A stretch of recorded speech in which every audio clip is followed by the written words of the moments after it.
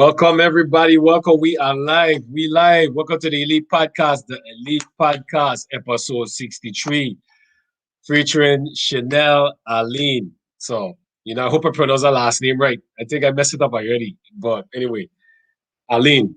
So I hope everybody doing good. Big up Arika, I see you. Big up to everybody tuning in. I know more people will be tuning in and stuff like that, man. Just hope everybody's safe. Hope everybody having a good. I hope everybody having a safe week and everything. My week going good. Can't complain. You don't know it is. One day at a time. All is well.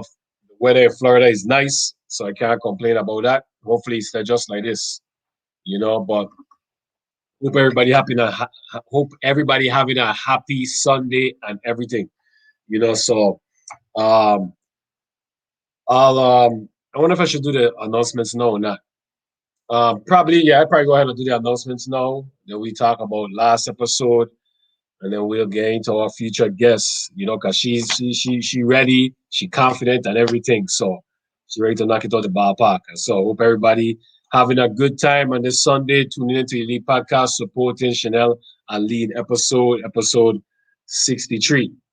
So big up, Carrier. One love. Big up, heal up.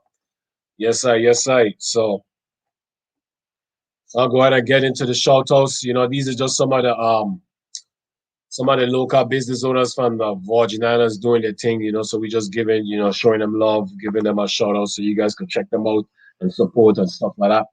So we got legends340.com, big up legends340. We got Savory Eats LLC based in Orlando. She now have a food sale coming up this weekend on the 20th. So make sure you guys check that out. Tune into her Facebook and probably put your orders and stuff.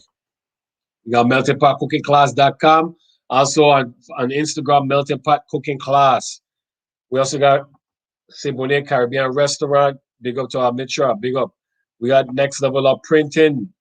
We got Calypso Clothing LLC. And the website is calypsoclothing.com. So big up to Dwayne, Crowza, Fatty Newton. You guys doing big things. So I think I'm supposed to see you next week, Saturday. So we got Hungry Hearts Hustle Apparel.com. Also on Instagram, follow Hungry Hearts Hustle. And this is one of these shots right here. So have no fear. It's a nice shot. I like it with a lion and stuff. So and a little quote, a little message and stuff. So that's pretty good. We also got Island Time Caribbean Grill, islandtimegrill.com. I think I put that wrong. So I got to fix that. But big up to our chef Vaughn Thomas, so just check him out just now with C Boogie as well too. We got Coach Tegan 41 workout videos. So you guys check out his patreon.com. And I'm gonna put this on later so you guys can check it out. So Tegan doing big things as well. We also got CaribbeanGirlsRock.com. Caribbean Girls Rock. So you guys check out the website, support. We also have Facebook at Caribbean Girls Rock. Also on Instagram, official Caribbean Girls Rock IG. So you guys definitely check that out. Support and do good things. We also got meltedbycroy.com. Also on Facebook, Melted by Croy. Instagram, Melted by Croy as well. So you guys check that out as well too. And that's some of the scented condos and everything, if I'm not mistaken. We also got Rico Canario. His website is www.lulu.com/spotlight/R Canario. So you guys check out his website. So that's just some of the shout outs. And then halfway through the podcast, we'll do some more shout outs as well too. So, switching things up a little bit so I don't get out of breath and stuff like that. So I don't play basketball or sports like I used to on baseball. So I get out of breath real quick, man. But I hope everybody doing good. I had a conversation with somebody recently, and I wanted to kind of just, put it out there real quick. Just let me fix this. I'm struggling right now. All right, so we good. I name it VI Legends because, everybody, Legends is just not all about accolades and accomplishments where the public could see. Like, okay, you make it to the major league or you're an Major League Soccer player or whatever the case may be, or you're an actor or a popular musician and you're from the Virgin Islands. Like, I don't consider you as a legend to me. I made it the VI Legends because once you could inspire anybody, I figure that's a legend, because you you're gonna inspire someone, and what the inspiration you give to someone, they're gonna pass that on to the next generation, to next generation. So your inspiration will always live through, different individuals and stuff. And just think about it with us from the Virgin Islands going to the United States, and then we meet somebody, and they always say, um, you the first person I met from the Caribbean or from St. Croix and stuff like that. You as an individual that they'll never forget, etc. So, VI Legends is not just accolades, it's more of an inspiration, man. Each one teach one mentality. So, I don't want anybody to feel like they're not a legend or anything like that when I call it, because sometimes I will talk to someone and they'll be like, man, I don't think I'm a legend, man. I ain't accomplished what you accomplished. It's not really about what we accomplished or anything like that. So, so I just wanted to clarify that and everything. But so anybody is more than welcome to come on the podcast, man. Share this story and stuff like that. So anyway, I ain't gonna ramble too much longer. I hope everybody doing well. So I just wanted to kind of give a little clarification. But previous episode we had Janae James. Man, it was an amazing episode. That was like really the first time I ever really talked to Janae. I get to know her and stuff, and her episode was amazing, man. It was dope. So it was a lot of good conversation. She shared a lot of history, a lot of information as well. A lot of us we didn't realize some of the responsibilities she had and what she helped created to bring to the islands and the awareness she bring to the Virgin Islands. So, we help her get over her fear too. So we appreciate that. She touched on her brother, rest in peace to Lozzie, man, rest in peace. So there was a lot of dope conversations and stuff like that. And, you know, I appreciate the episode. We had a great time, a lot of jokes as well too, you know. And she definitely put the Caribbean and the Virgin Islands on the map, man. She was responsible for a lot of stuff that happened on the islands and really open up the public from an outside view looking in, of the Virgin Islands and stuff like that. So, big up to Janae James. Good luck to your girls them playing sports and volleyball, and I know you said a little one will be playing basketball too and stuff. So, big up to your whole family and everybody, man. It was a dope episode. We definitely enjoyed it and we had a good time. And I appreciate everybody that tuned in and and comment and ask the questions and stuff like that. So now we are to episode 63, featuring Chanel Alleyne. So this is gonna be a dope episode. I know Chanel for a long time. I know her mom and everything. We had her aunt. It's weird saying her aunt, but that's her aunt, Christine Ann as well too. And shout out to Christine, because if Christine is the one that said we should interview Janae, just about pedal on Janae. So definitely shout out to Christine for making that happen, Dr. Christine. So I appreciate you. So I just can't wait to hear her episode. This is a very smart individual. She's gonna educate us on a lot of stuff, and I just can't wait. So I'm not gonna ramble anymore because everybody waiting for the guests to talk, and they're probably tired of hearing me blah blah my mouth left and right. So without further ado, welcome to the Elite Podcast. My sister, my neighbor, everything. Big up yourself. Welcome, Chanel Alleyne. Welcome. Hello, thank you. Okay, wait. Let me ask you a question. When I was you could have heard me from the beginning Yes, I did. because my mic was unplugged for some reason. I just looked and it was unplugged. So No, I heard everything. okay, good. All right, so I feel a lot better. How you doing today? How's I'm everything? doing pretty good. And you? I'm doing good. I see you rocking the Caribbean Girls Yes, for apparel, right? sure. Our Caribbean Girls rock. So big up, nice. Yes. Yeah, And yeah. my West So Girl pen too. oh yeah, Gotta big West up the Girl West pen. Girls for sure. All right, talking about West Girl. We have West Girl coming on. In Okay, about good. yeah, we have West Girl coming on the 24th. The 24th. So definitely, Awesome. so that should be fun as well too. You Mm-hmm. know. But anyway, today is your day, Chanel, man, and I'm glad you can make it. So I just got to say, you look just like your mother. So it looked like I'm in the counseling room right now, trying to get my classes together and messing up. So No, you're good. You're good. I'm good. hmm So how the family, how the kids, everybody doing? Everybody's doing good. Kids are doing good. Just trying to make it work. Juggle this busy life. I feel you. I feel you. Mm. I want to apologize to Karen because I forget to mention Karen helping us out last week, and she did an amazing job. And it's until she comment, I just realized, like, man, I forget all of that. So Karen, we apologize and we appreciate you and everything that you do.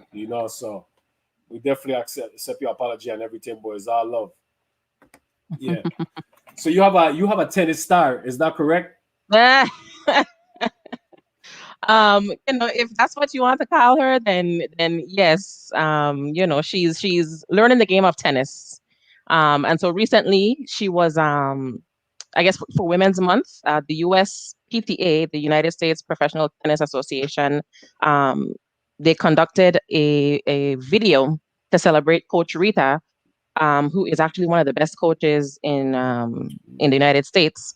And my daughter Nala was the student that was in the video with her. So they were just basically just showing a few, uh, plays that they do just to help to try to encourage other kids to come and join and learn skills from an early age. So yes, she's having fun. There's no pressure.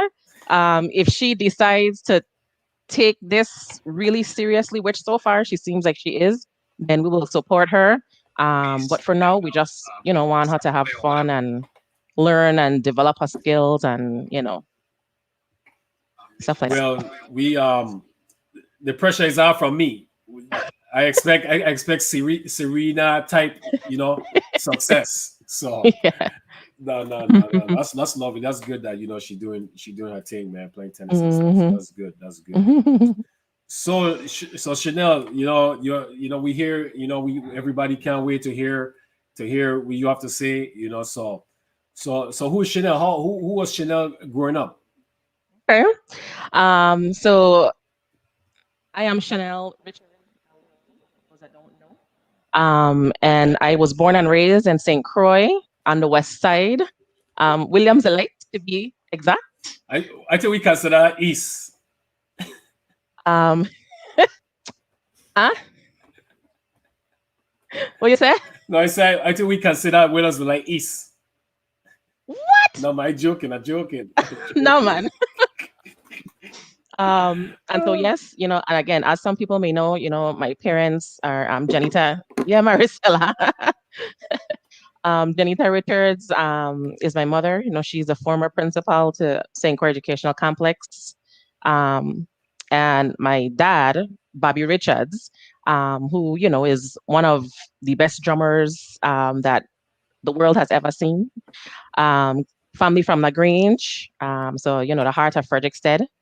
Um, and let's see, I have two daughters, 6 years old and a soon to be 1 year old. So as you can imagine, life is very busy. I could imagine. And shout out to my husband, Wayne. Yeah, Um, to win, definitely.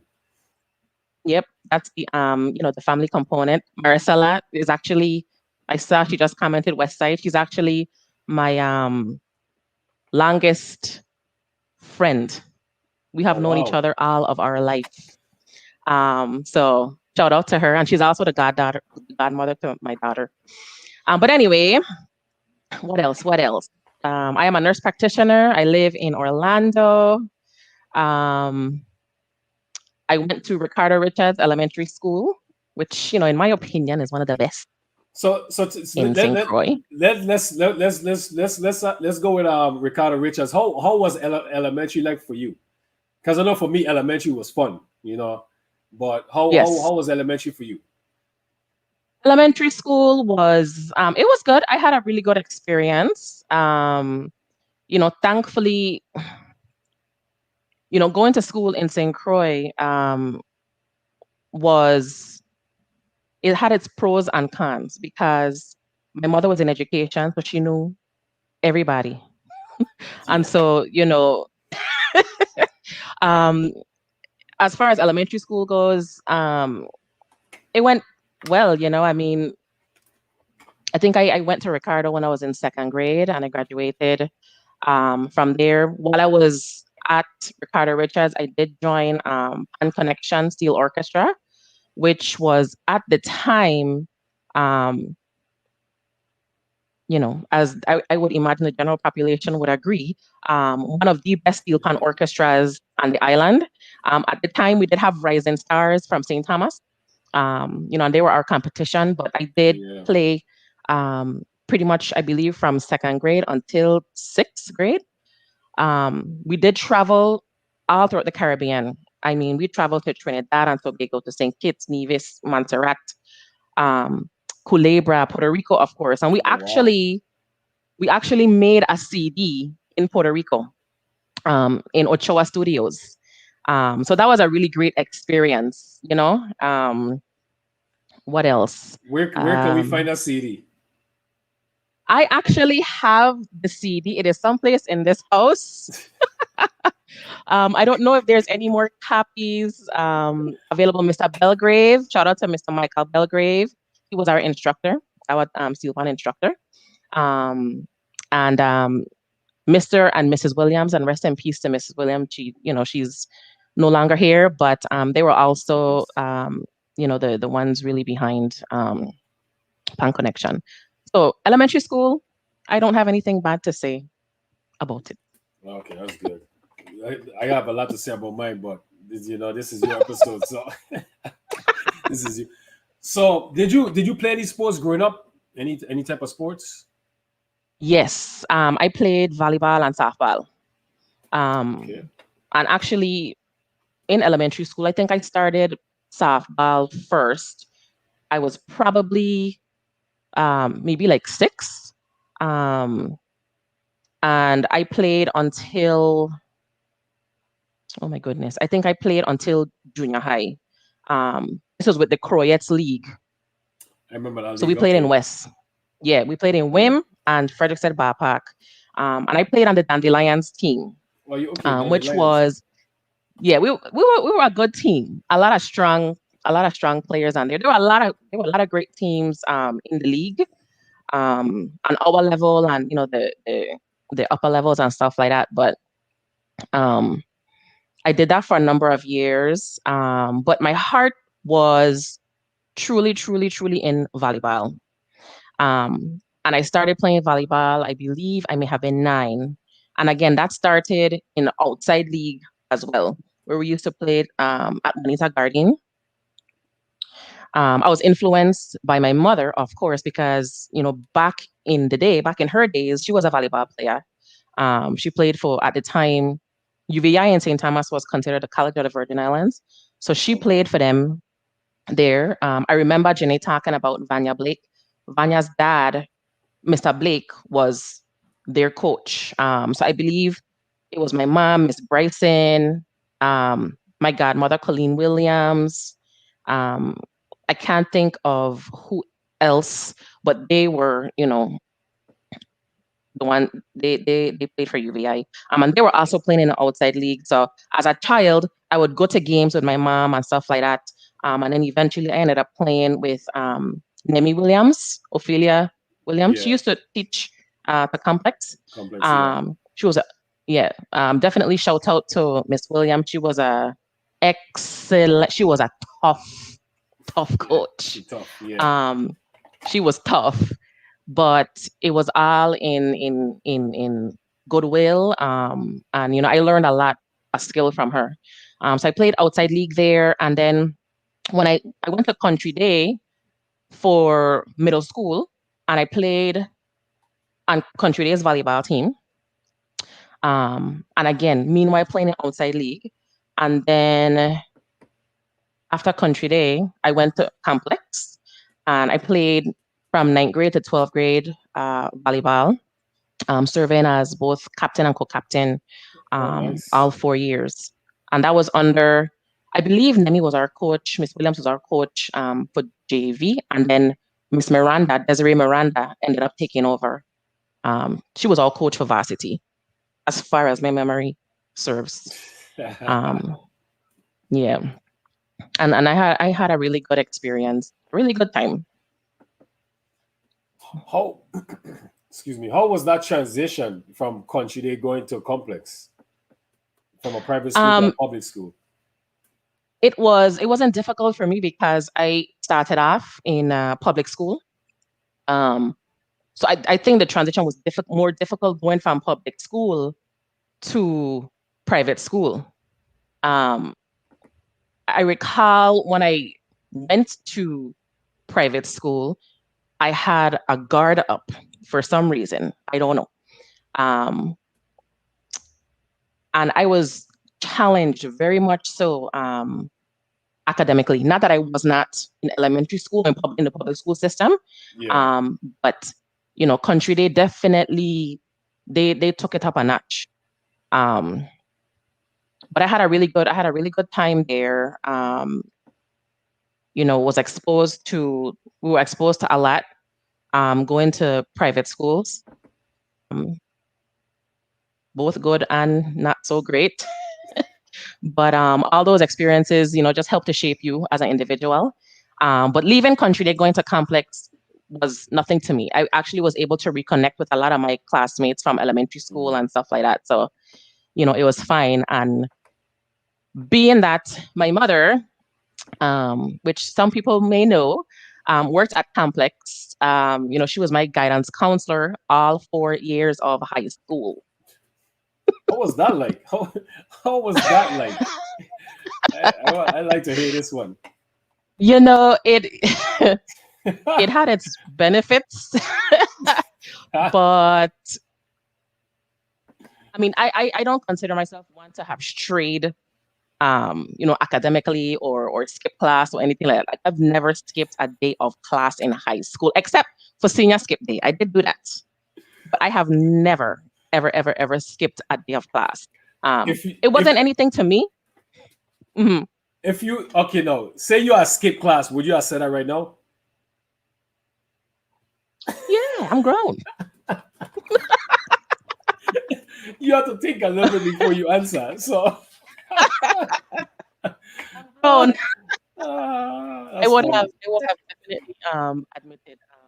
Viale, shout out to Mr. Viale. He has had to save me a couple times from Jenny.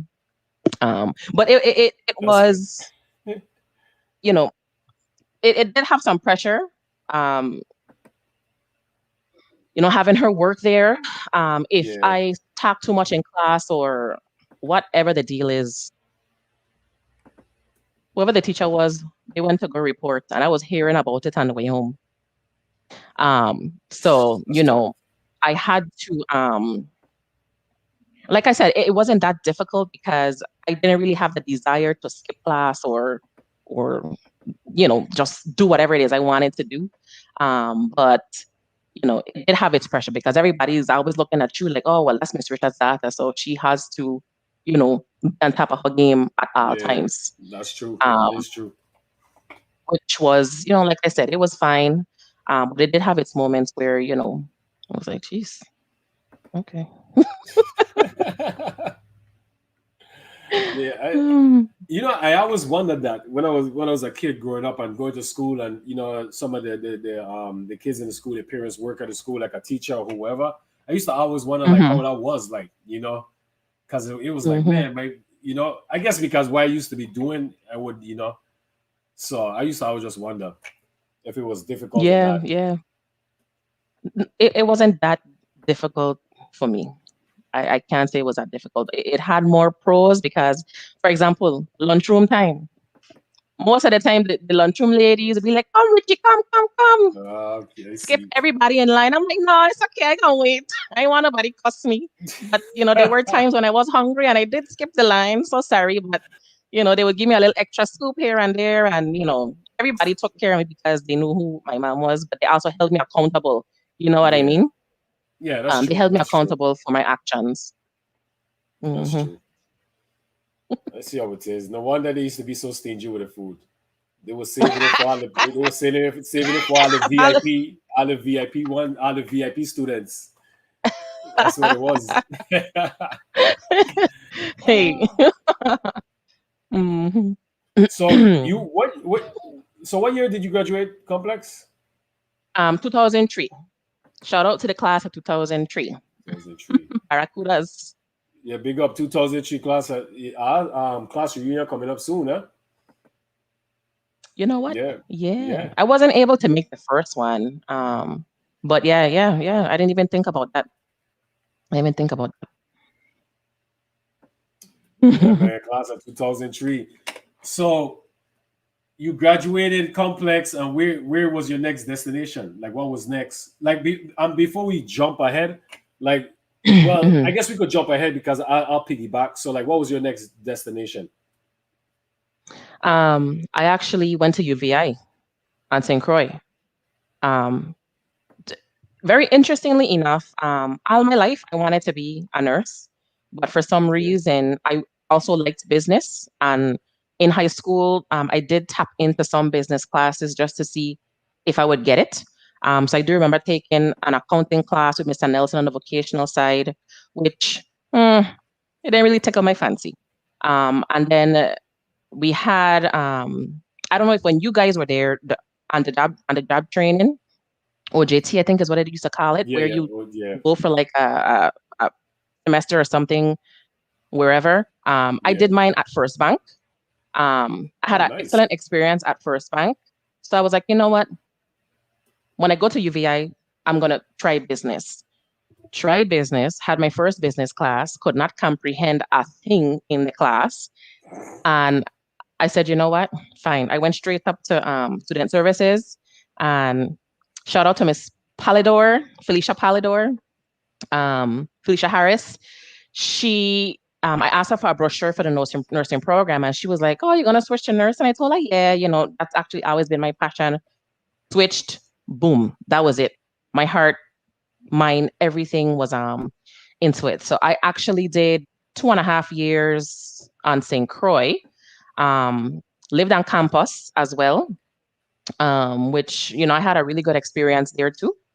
Um, while at UVI, and stop me if I'm going ahead of myself because I No, might no, just start no, rambling because I know of us. Okay. no, no, no. You good? You good? You good? You good? I'll just, I got my so questions ready. So okay. So while at UVI, they were only affording the Associate of Nursing degree on St. Croix. St. Thomas campus is the one that had the Bachelor's of Nursing. And so I always wanted to get my bachelor's. So I decided that I would transfer over to St. Thomas.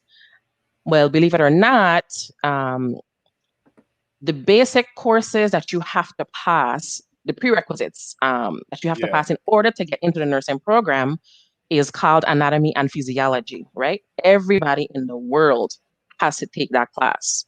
I took those classes, as challenging as they were, with Dr. Henry. Oh, boy, that man was something else. He was tough. Anyway, sorry hey, I for had a a moment. teacher by name Miss Henry, and she was tough too.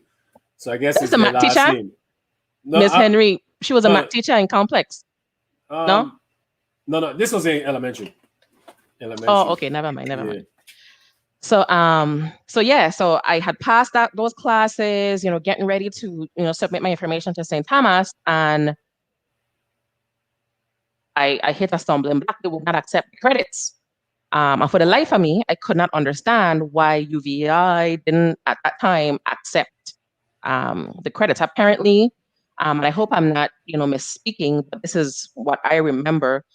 They were offering a course called Human Structure and Function, which is the same thing. But I had a lot of difficulty trying to get my credits transferred over. So at that time, I was like, and shout out to Mr. VLA, Senator VLA, Kurt VLA. He was very supportive, and disappointed that I wasn't able to transfer over to St. Thomas because of that reason. But everything happens for a reason.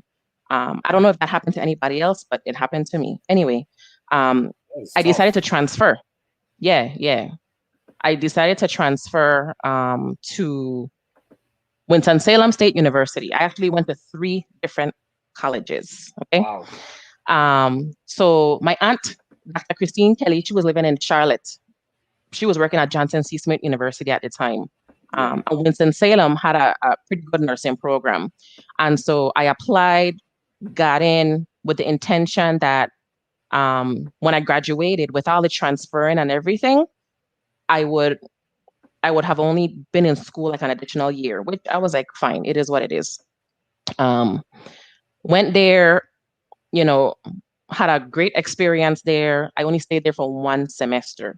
Reason being, again, as I'm getting ready to apply into the nursing program, we hear a different story. We hear, well, it's going to take you an extra 2 years to complete this program. And so for me, I was not interested in spending 6 years in school for undergraduate degree, for a nursing Jesus. degree. It just, if I could have helped it, that's not what I wanted to do. So, I enjoyed my time while I was there, um, and decided to transfer again. This time I transferred to Florida, and I went to the great Bethune-Cookman College. Say that again. The Hail what? Wildcat! Say The the great great. Bethune-Cookman College. Yes. Finally, we got somebody from Cookman. No disrespect to all the other HBCUs, but we have to get the mighty Right, right, great. right. Wildcats for life. Yes. That's facts. That's facts. That is um, facts. yes, I was able to get into their nursing program, and that was that. I was gonna say, while at UVI, um, they on St. Croix, we didn't have an athletic program.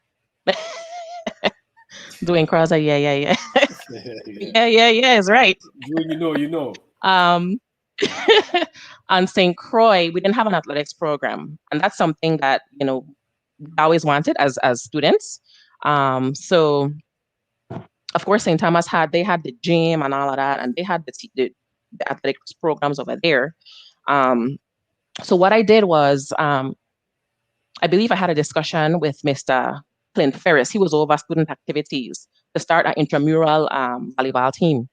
And so said, so done. And then I formed a team, a co-ed team called Ace It Up. And so we used to play at nights and stuff like that against, whoever else wanted to play. It was more so for fun, just something else to do on campus. Because, St. Croix, I mean, there was not much going on extracurricular. Yeah. That was a really good thing for us. And then when I transferred to Winston-Salem, I played intramural volleyball there. Um, and then after that, when I transferred to Cookman, I didn't play any sports when I got to Cookman. Because again, I went straight into the nursing program. So for me,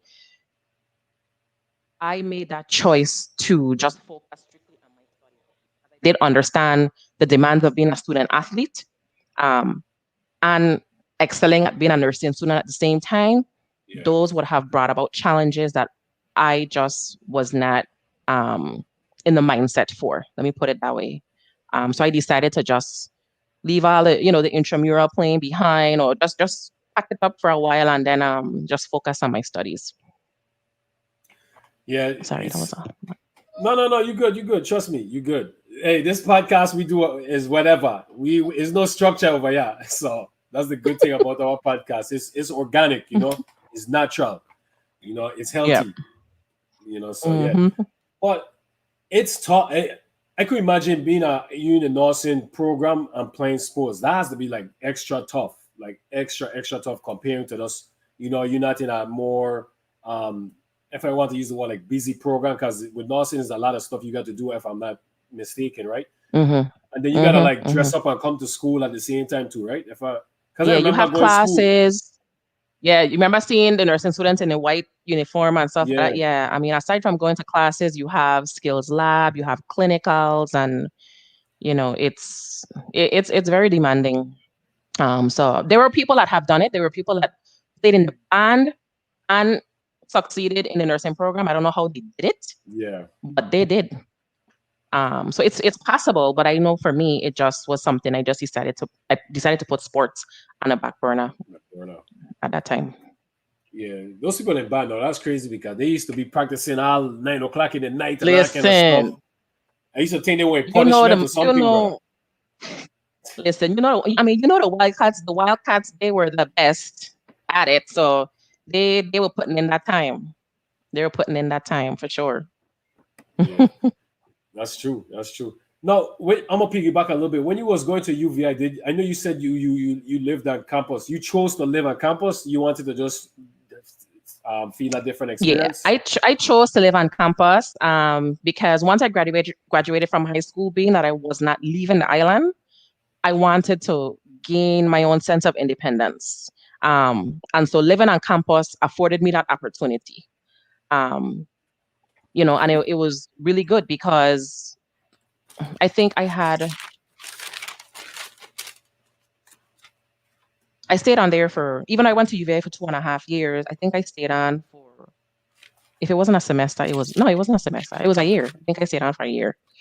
Um, but it was really good because I was able to grow. You know what I mean? Yeah. Um, Not having to depend on your parents, your family for everything.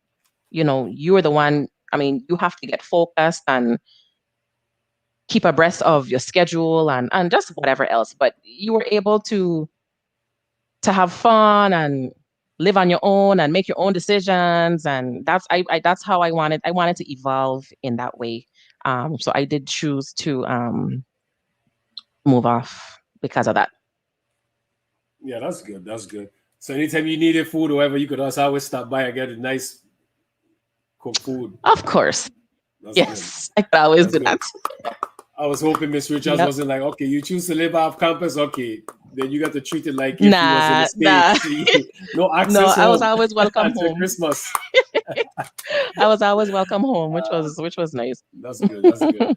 So Hmm. Carrie Ann a question here. And this is one of your Hmm. former teammates as well, too, correct? Yes, Okay, yes. good. Carrie, we didn't play volleyball.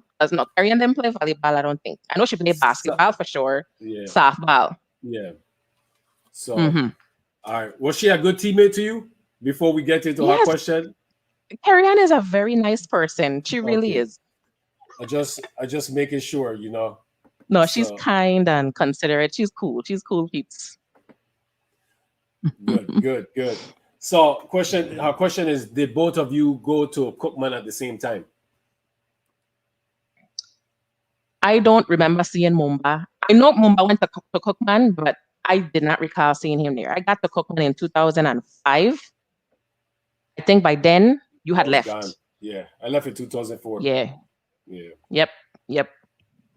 So So no Carrie Ann. I left it in good times. I left it in good times, in good hands. Not good times, good hands.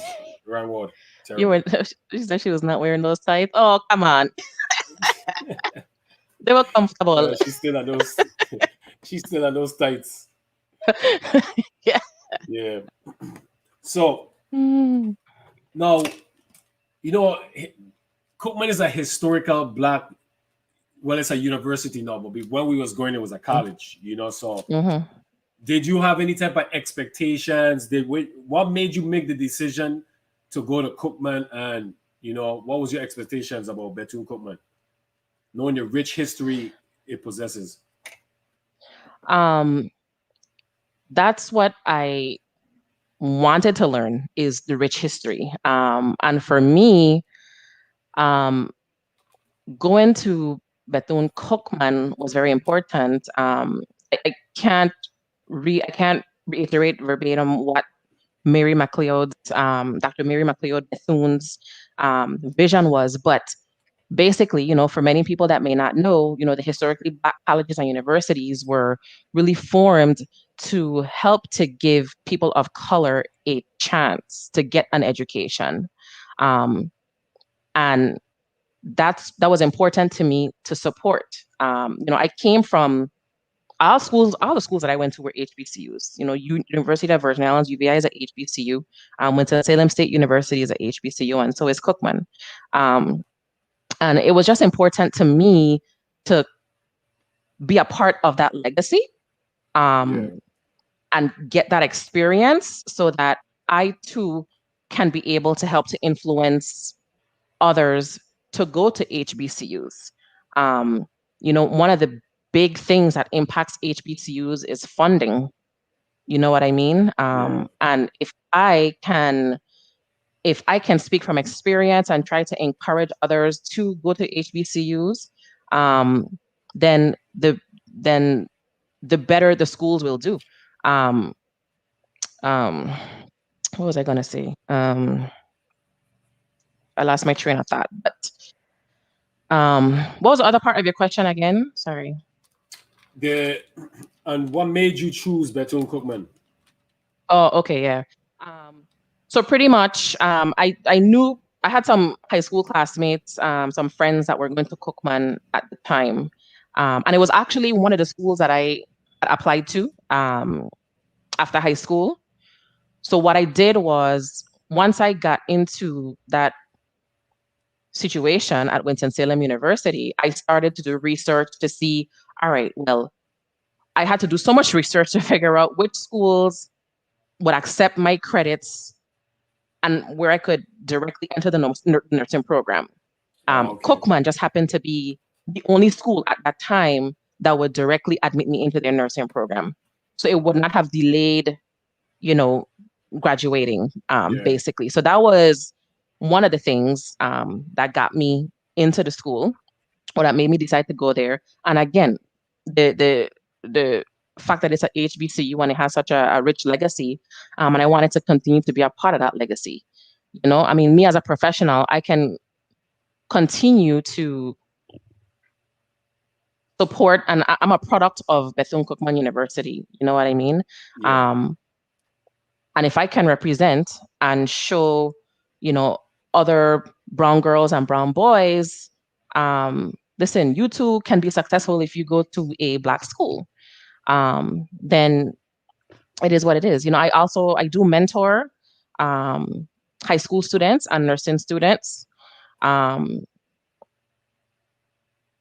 it I basically just try to help to gear them along a good path based off of my experience. I feel like there's nothing better than having someone who has been in the trenches to guide you. You know what I mean? That's Yeah, true. it's That's very fine true. to experience things on your own.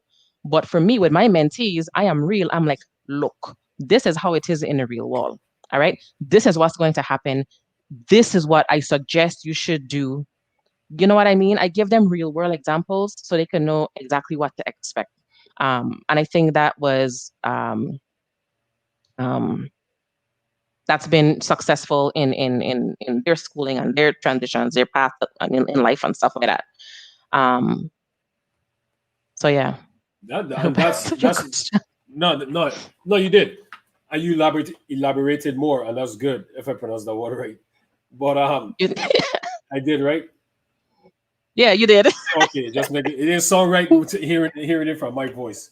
But that's No, so you did. important what you're doing though, because it's like that's something that when I went on my journey and stuff like I used to be like, man, you know, I don't want kids go through what I went through. So you want to pass that information and that knowledge you have it. So why Hmm. not use it, especially for your kind. So what you're doing is very inspirational and it's important. And I think those individuals definitely gonna appreciate it in the long run, what you're doing, Hmm. you know. Hmm. And you lived on campus at Bethune Cookman, correct? Yes, I lived on campus my first year. Oh, your first year? Yeah, and Okay. then I moved off, and that in itself that was that was a culture shock for me. Um, when I went to Winston-Salem, we lived in these brand new, it was like apartments on campus. So I shared a room with somebody, but we had our own bathroom and we had a suite mate, and then we had, a whole kitchenette, living room, everything like that. So it was really nice. Yeah. Um, Unlike a lot of experiences I've heard from, my friends and stuff like that. And then when I got to Cookman, the dorm I stayed in LLC. You remember LLC across the street from campus, pretty much. Yeah, yeah, yeah, The yeah. Anna's Straight dorm. It was the across. Anna's dorm. It was considered the Anna's dorm. Oh, okay. You were Um, okay. yeah. So the lady, I remember when we went on a little tour, she explained, she's like, this is the Taj Mahal of the campus. Yeah. And I said, the Taj Mahal, what? This? Okay. So, it was definitely different, but I am so grateful for it. Because again, it's just all about different experiences in life, and it just helps to shape you into who you are and stuff like that. That's true. That's true. We have a question here from Dwayne. which college? I know he part of this was one of my questions too. Which college experience you enjoyed the most between all three colleges, and how was living in Winston Salem compared to Bethune Cookman? And also, who had a better homecoming, Winston Salem or BCU? Okay, so that's a three-parter. Okay, let me answer the first one first. Which college experience did you enjoy the most? I would have to say I enjoyed Bethune Cookman the most. Um, I was a part of the Caribbean Students Association, CSA. So that's pretty much all I did on campus, extracurricular wise. Mm, And so we did a lot. We had conferences, we would do things on campus and stuff like that. Um, and that was pretty cool. So I would have to choose Bethune Cookman for that. Um, I was living in Winston-Salem. Yeah, Winston-Salem. I love North Carolina. I would if I used to always say if I had the opportunity to move back to North Carolina, I would in a heartbeat, except for the winter. So I would say living in Winston-Salem was better. I had a better experience. I had better living conditions. Um, and I was close to my aunt, so I could always, she would lend me her car. Man, Dr. Kelly is something else, man. Hey, let me, Doctor, it's so weird calling her Dr. Kelly, my aunt, Chrissy. She would lend me her car. And so I would, travel like 45 minutes to and from Charlotte, whenever. nice. So definitely living in Winston-Salem was a better experience. Um, and a better homecoming. I mean, of course, the mighty Wildcats. You know, Talk I only about it. experienced Winston-Salem for one semester, and that was my very first college experience. I was a little island girl moving to the States, so to me, it was a wow factor. I was like, oh my God, this is what I've been dreaming of. It's a real HBCU. You see everybody get down and all the band, and it was nice. But hands down, Cookman for sure. Nice, nice. I agree. Komodo was good. Yep. So we have a Facebook user, and I guess this is Auntie Chrissy here. What? I lent you my car, so it sounds like she don't remember you.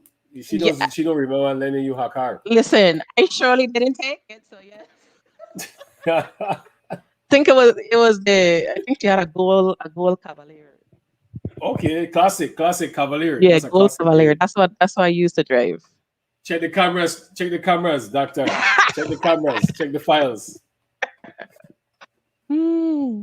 So, oh man, what was good? So now, was it no the program, the nursing program at Kuma, was it challenging or was it a pretty smooth sailing? Yeah, no, it was challenging. I would never consider nursing to be smooth sailing at all. Um, at the end of the day, you're learning about the entire body, the use and function of all organs. So we were in class all day.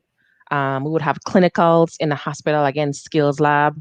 Um, and I personally think, and I apologize if I sound biased, but I do think that nursing is one of the most challenging majors that you can study. I remember multiple times, many, many nights, staying up 24 hours studying, just studying, and not just for testing, but just trying to not only memorize but understand, the processes of in the body and all of that. It was rough. And then I decided to work.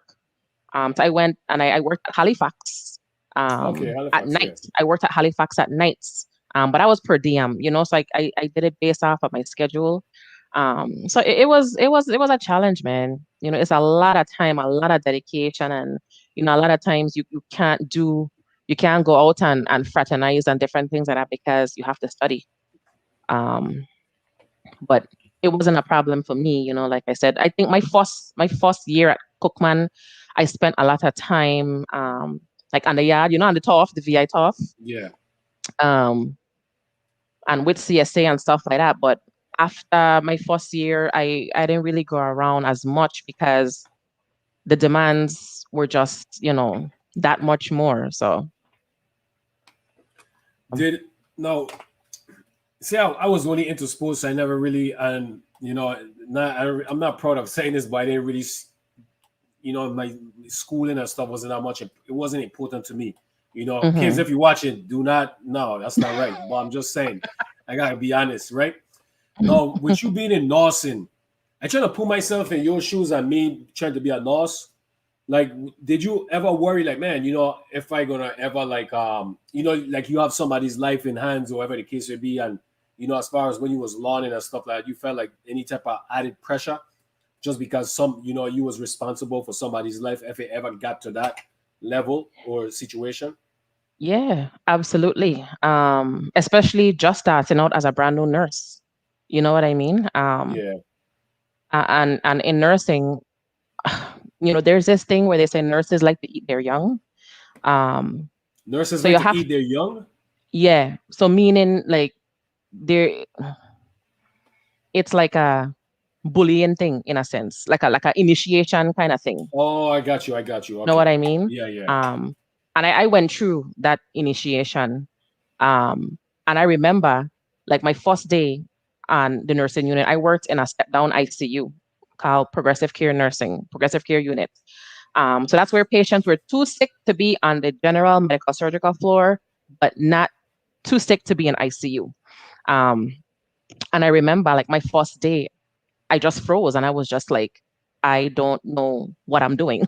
Mm, I don't know what's happening. And it's like, these are real people you have in front of you. They're not the dummies. You know what I mean? Like they have yeah. things going on. When emergencies come about, you have to know what to do. But the good thing is, I did work with a really good group of nurses, and I wasn't afraid to ask for help. There was no shame in That's my good. game. If there was something I didn't know, last thing you would never see me pretending like I know something because I understand that I'm dealing with somebody's life. You know what I mean? So I Yeah. don't care how dumb the other nurse thought I may have been. Listen, I am new to this, and even as a experienced nurse practitioner, there's still things that I don't know, and you just can't be afraid to ask for help. And I think that's the biggest thing. Um, you know, if you have a patient that's looking like they're getting ready to code, listen, rally your team in and work together. You know what I mean? So I had some good mentors along the way. But it's definitely scary. And that one time, the first time when you do have a patient pass away on you, um, yeah, it takes a toll. It takes a toll. But you have to keep pushing on because you have other patients to go attend to. So, you know. Man, respect to what you do, Shina. Honestly, respect to what you do for real. That's tough. I'm gonna piggyback a little bit to Cookman. Was there a is you see is there a certain part in learning nursing or different steps or levels that you have to go through where it was for you it was just so challenging or difficult in college? um, yes, I would have to say when it came to actually having clinicals in addition to classes, all of all of it was really difficult. But the most challenging ones I would say is when it's just trying to juggle, clinicals. And I think when I got to like my critical care class, I think that's when it got really challenging, because critical care was not necessarily an area that I was totally interested in. But in order to become a nurse, you have to take all the courses. You know what I mean? Yeah, that's Um, true. so I would have to say that would have been, probably the most challenging time. You know, Class would be from like 8 to 12, then you have lunch, then 1 to 5. Um, and then the next day, you have clinicals and just keeping abreast of everything, it's a lot. So you had class from 8 to 12, then lunch, and then 8 to 12, so 12 to 1 lunch, and then 1 to 5. So it was like Yeah, a job pretty yeah, much. yeah, yeah. Once you got into the nitty-gritty of the program, yeah. So that hmm was, and how long that lasted? Was that just for like 1 year? That was like your senior year to say, or was it like a last final two I years or think something? that start nah. From what I remember, I think so I spent what, 3 years at Cookman. I would say like maybe 2 to 2.5 of those years, it was like that. Wow. I mean, it wasn't every single day because again, we had clinicals in between. Um, I may have had an off day here and there, but again, that off day was used to spend catching up on everything else. Okay. So we have Yeah. two questions. We have two questions here. One is from our carrier. What was the most challenging patient you had as a nurse practitioner that you can remember? Probably. Hmm. Um, well, I mean, obviously there's HIPAA, the laws that protect patients. So, you Mhm. can't, and I know that's not what Carrie Ann is asking, but you can't mention certain things. And because of liability, you can't speak on a lot. But there were many challenging patients. The most difficult patients, I would say, are the ones um, that are non-compliant and go against your advice. They come in to see you to help them, but they don't want to do their part. And then they come back again, not following your advice, not taking medication you prescribe, complain about the same thing. And it's a back and forth thing. It gets very frustrating. But for me, um, you know, just trying to explain things on a level patients that each patient would understand, something that I took very seriously because a lot of times people didn't realize how being non-compliant is really affecting their life. You know what I mean? So it's as simple as education. Yeah. And that's one thing with nurse practitioners. I think it's a benefit to have a nurse practitioner as your provider because we're nurses first. You know what I mean? So we're um what's the word? We're in it. We're naturally we're going to be more empathetic and sit down and take the time to explain certain things to you. But I would have to say that would probably have been my most difficult patients were those that were non-compliant. And Okay. I've worked in obstetrics, gynecology, you know, primary care, whatever, and it's that non-compliance is a huge umbrella. Yeah, that has to be tough. That definitely has to be tough, just because their life is in your hands. So Yeah.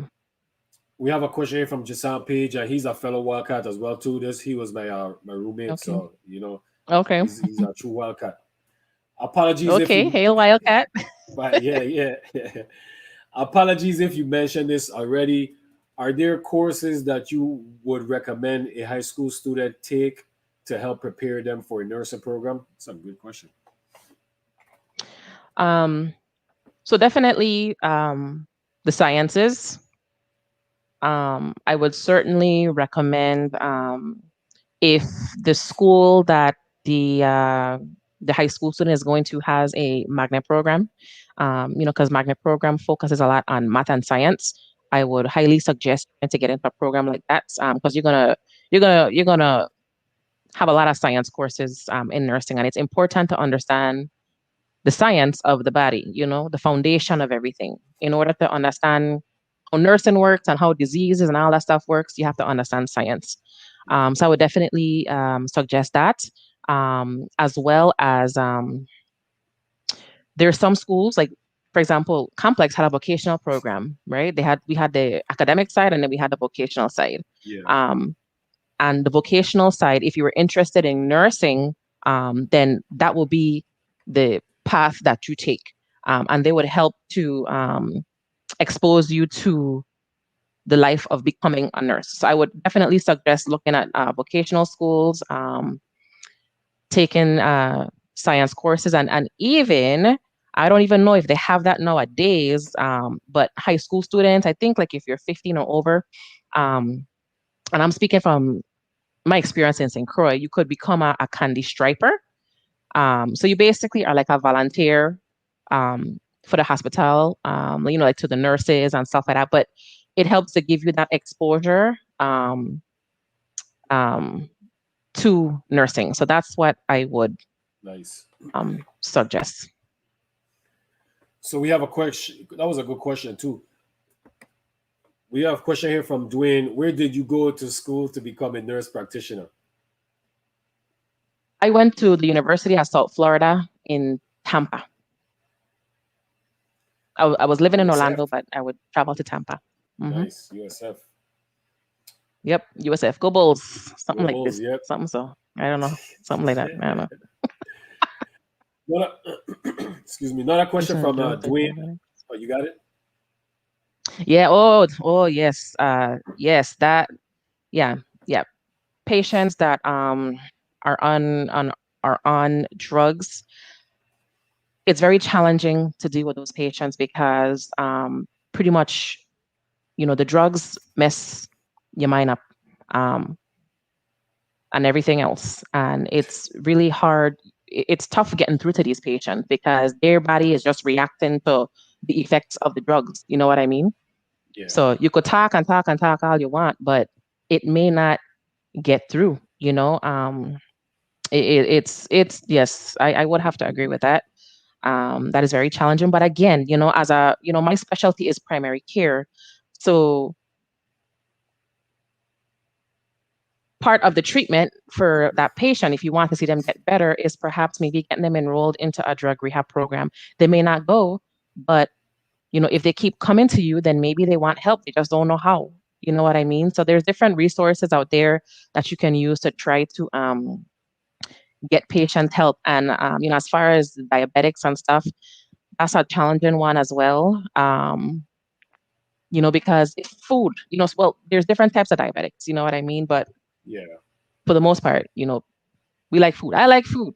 So Yeah. it's hard. And most people are stress eaters. You know what I mean? So the first thing you go do is go eat whatever kind of food you like to make you feel better, right?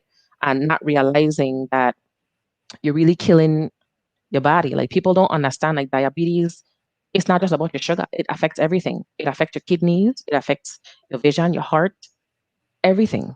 Your feet, your Right. nerves, Yeah. everything. That's true. But education, referring to the appropriate specialists and resources definitely key to helping patients. Nice.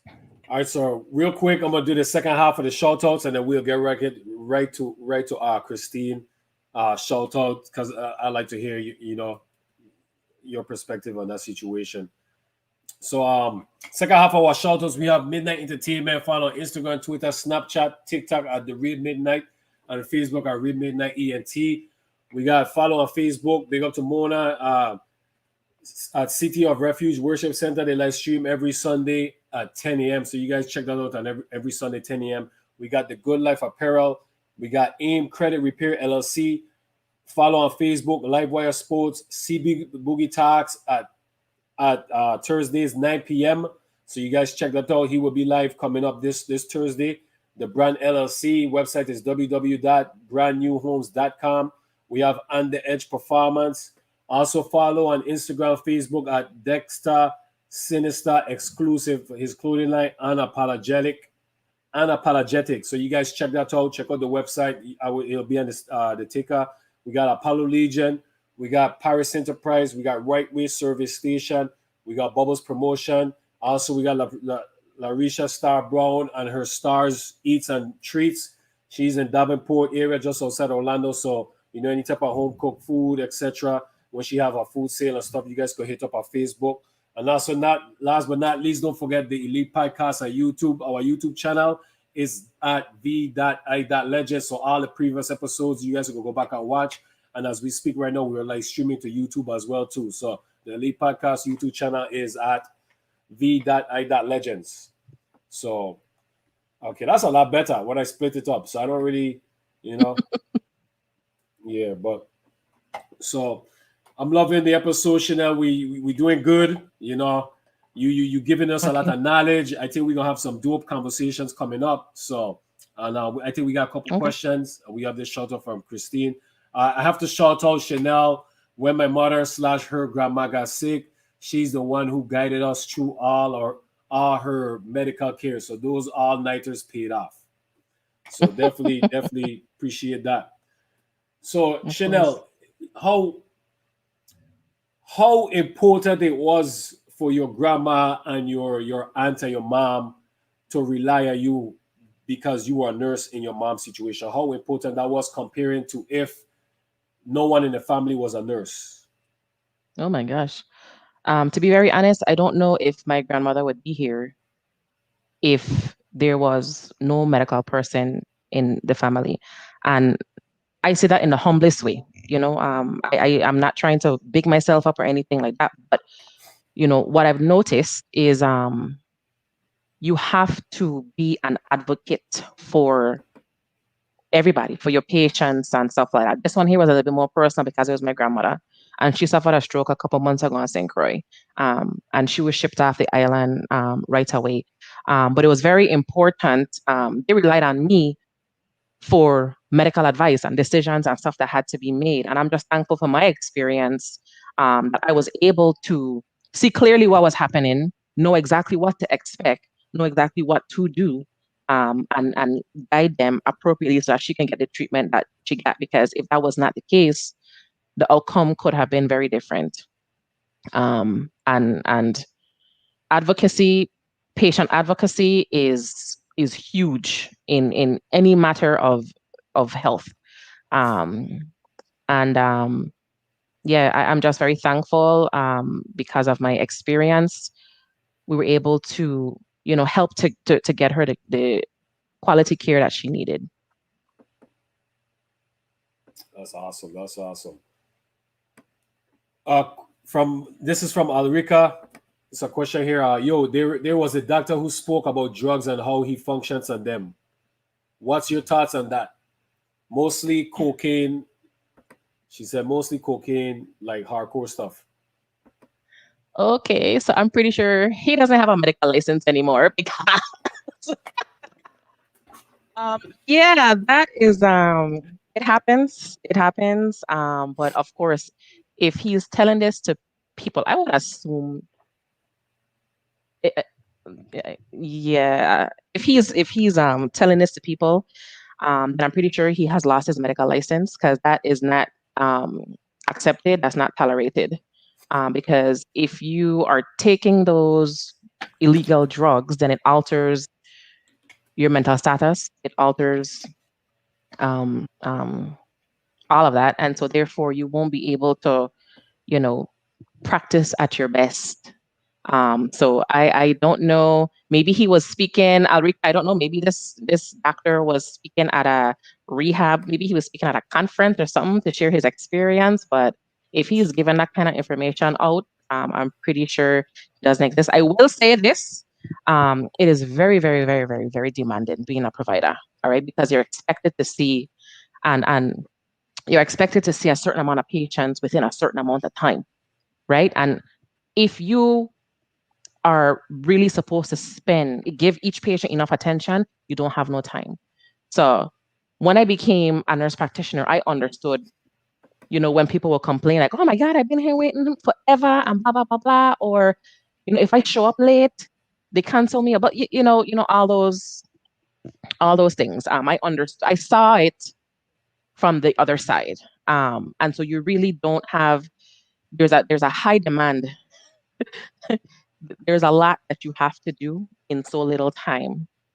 So there are people that rely on caffeine, and some drugs that are not legal, um, to help them just keep up with the pace, to see patients. Because if you're not seeing um, a certain amount of patients in a certain amount of time, and this stuff is being recorded, then you get in the boot. You know what I Yeah, mean? that's So true. there's a lot of pressure. There's a lot of pressure. So I am not. I just want to make clear, I am not, judging that doctor, Alrika, that you spoke about. Unfortunately, I mean, that was a path that he took.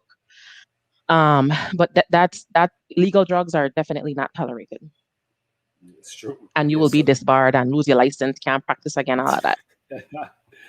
She said he was in the Breakfast Club, and I guess Justin Okay, said he okay. was at he is a tenured professor. So and he's I believe at Harvard. Jason said so. Maybe he was a doctor, or maybe something along the Yeah. lines. But Yeah. And I yes, mean, he could have gotten clean and he's just on a new path, you know? yeah. Thank you, Miss Richards. Thank you. I appreciate it. That's what the podcast is. We striving to do. So I appreciate that, Miss Richards. Definitely. Thank you. We have a question here from Akil Johnson. What would be your approach to try to convince a non-compliant patient to yield to your medical advice and expertise? Um, I have a calm approach with patients. I never show signs of frustration or different things like that, even when they're frustrating me. Um, but education, education, education, and keeping a close relationship with that patient, having them come back to see you more often. In addition to that, even calling them to check up on them, see how they're doing, saying, hey, did you check your blood sugar today? No. Why not? It all depends. Honestly, I feel like coming from an island, um, we are we come from St. Croix, the Virgin Islands. The islands is such a melting pot of people, right, from all over the place. So I feel like that gives us an advantage. I feel like that gives me an advantage when it comes to dealing with my patients and stuff like that. Um, so I definitely do a lot of education and a lot of follow up to try to ensure that they're doing what they're supposed to do. And sometimes you have to tell them about themselves, and that's when they really get it. So that's what I would say. Kilo. That's Mama Masi Mumba Yeah, from yeah, Complex. That's yeah, that's her son. yeah, yeah, yeah, yeah. Marcy, big Cousin up to Kilo. Marcy. This is from a Facebook user. I don't see the name. Let's see if it's coming up here. Maybe that's on the other one. So, congratulations, Chanel. What were your emotions like as a nurse when you saw this COVID-19 destroy family and loved ones? Emotions. Uh, I got emotional to an extent, but unfortunately, working in healthcare, you build a tolerance to sad situations. But I felt a lot of anger and frustration. I am not on the front lines like the ICU nurses are, like the emergency room nurses are, like those doctors are, and stuff like that. Those nurse practitioners, PAs. I'm not on the front line like that, you know. But I still do consider myself a frontline worker because we still do get exposed to COVID-19 on a daily basis. So at first it was just disbelief, confusion, um, and then it turned into, frustration and anger, just seeing people who are healthy die because of complications from COVID-19. Um, because when you get infected with COVID-19, that affects so many different things. And if you have pre-existing conditions, high blood pressure, diabetes, cancer, if you're immunosuppressed, whatever the deal is, that makes it even worse. You know what I mean? Those are the patients that get really sick. But I have seen healthy patients catch COVID and die. I have seen healthy patients who are on a ventilator because they caught COVID.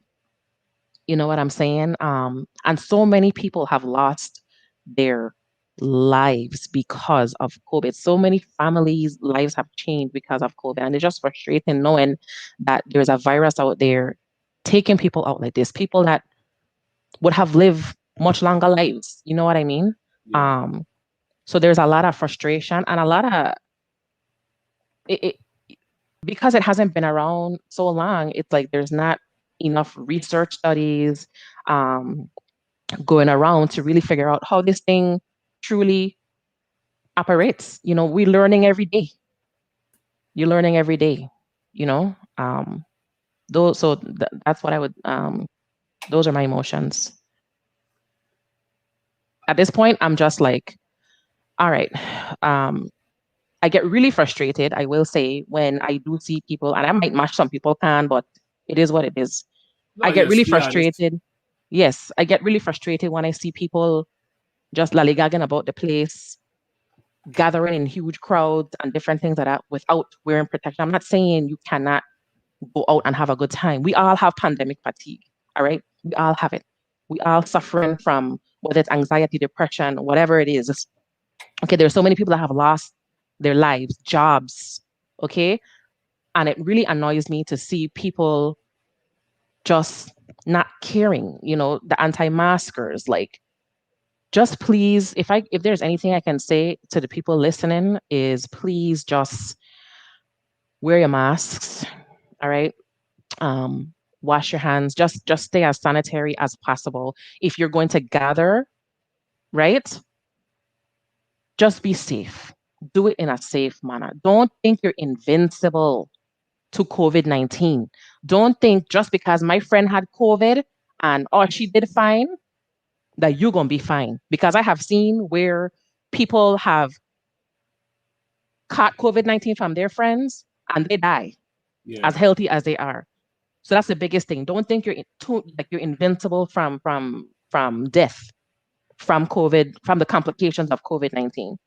So just really, take it serious until, we get this thing under control. So I have a question about COVID, but I want to get to the viewers' question and then we'll come back. What this is a question for Carrie out. One of the biggest anomalies for me is people in the medical field who smoke, especially doctors. Did you encounter any courses or job orientation that advise medical professionals against this? Yes. So Pretty good job question. orientation, definitely. It's under applications, and you do have orientation where there's like modules that you have to do, like the educational modules that you have to do um, that speak about smoking, and like there's in the end there's a selection where there's like, are you a smoker or are you not? Um, Unfortunately, people smoke for a variety of reasons, and one would imagine that being in the medical field and understanding the complications from smoking, um, that you'll try to find another way to cope with whatever you may be dealing with, but people are going to smoke. People lie about it all the time, um, you know, because, they just do. I mean, a lot of hospitals have up like no smoking signs and different things like that. And I am not going to lie, I would get so annoyed if I see somebody outside smoking right in front the no smoking sign. Like, hello, really? Yeah. Like, go off to the side and do that. Don't do it here, because we're just trying to promote a healthy environment. Um, so yes. Question here from Andre. What did you do to cope with it? Referring to the COVID-19 to take care of yourself. You talk about it. You Mm, talk about it. okay. You pray about it. Um, and seek therapy if you have to. Don't be afraid to seek therapy if you have to. And I could talk about therapy in a whole other section. But don't count therapy out. Especially during this pandemic. It's changed so many lives, and growing up in the Caribbean, seeking help is something that's looked down on. That's Therapy, why true. need therapy for? You weak. You know what I mean? Or that's That's only for true. crazy people. No. It's crazy if you don't go to therapy because it helps you in so many ways, in so many ways. And that's a really good way to help to cope. And I did do some of that. And again, like I Okay. said, just talking about it and praying and, just trying to do research to figure out how I could, you know, um, what role I play in helping this pandemic to go away. I glad I'm glad you mentioned therapy and just talking about it because one of the conversations is one of the most powerful tools Hmm. to use. So we Yep, have a question. absolutely. We have a question here from Rika. What you think about them taking away the mask mandates in some states? I don't like it at all. I completely disagree. Um, we are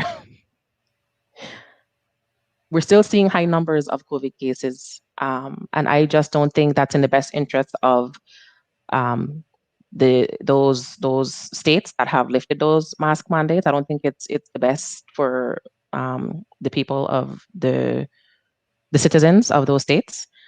Because what we have to understand is, okay, well, you're lifting the mask mandates. Well, guess what? These people still traveling. They're still traveling to Florida. They're still traveling to the Caribbean. COVID is still around, right? So if you're not wearing a mask, then you're very liable to catching COVID. Um, and these are states where the numbers have not gone down. They're still significantly high. And so you're making the situation worse because now these people want to come to the Caribbean, right? For vacations and stuff like, oh my gosh, we need to get away and blah, blah, blah. Let's go to the island, whatever.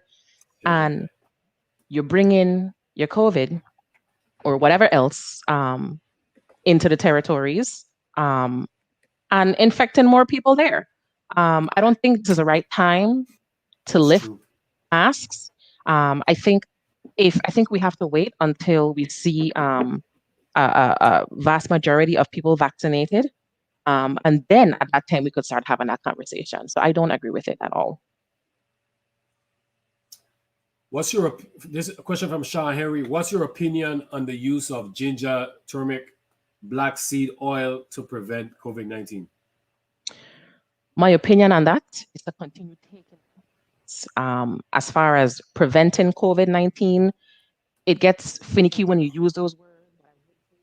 Taking ginger, turmeric, black seed oil, um, in addition to zinc, vitamin D, selenium, um, are essential in building up your immune system so that your immune system can help to fight off, right, or ward off COVID-19 if you were exposed.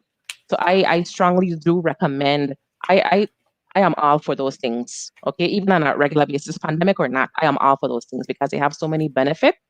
And what a lot of people don't understand is that these natural ways, these natural remedies, supplements, or what have you, really do affect your cells. It affects things on a cellular level, like cellular regeneration, and just helping to really boost your immune system so you reduce the risk of transmitting the infections or receiving it. But if you take those things and you happen to catch COVID, um, nothing is 100%. So I'm not going to sit here and say, take those things and then you're safe from COVID. Now, you could still catch it, but it may, keyword, may help, to build your immune system to fight it off more.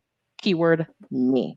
Um, in addition to that, I would mention if you do take prescription medications, you have to be very careful what supplements and um, herbal teas and supplements that you do take because a lot of them do interact with medications. So I would say to definitely speak with your doctor if you do take prescription medications before taking a whole bunch of these herbal supplements and stuff.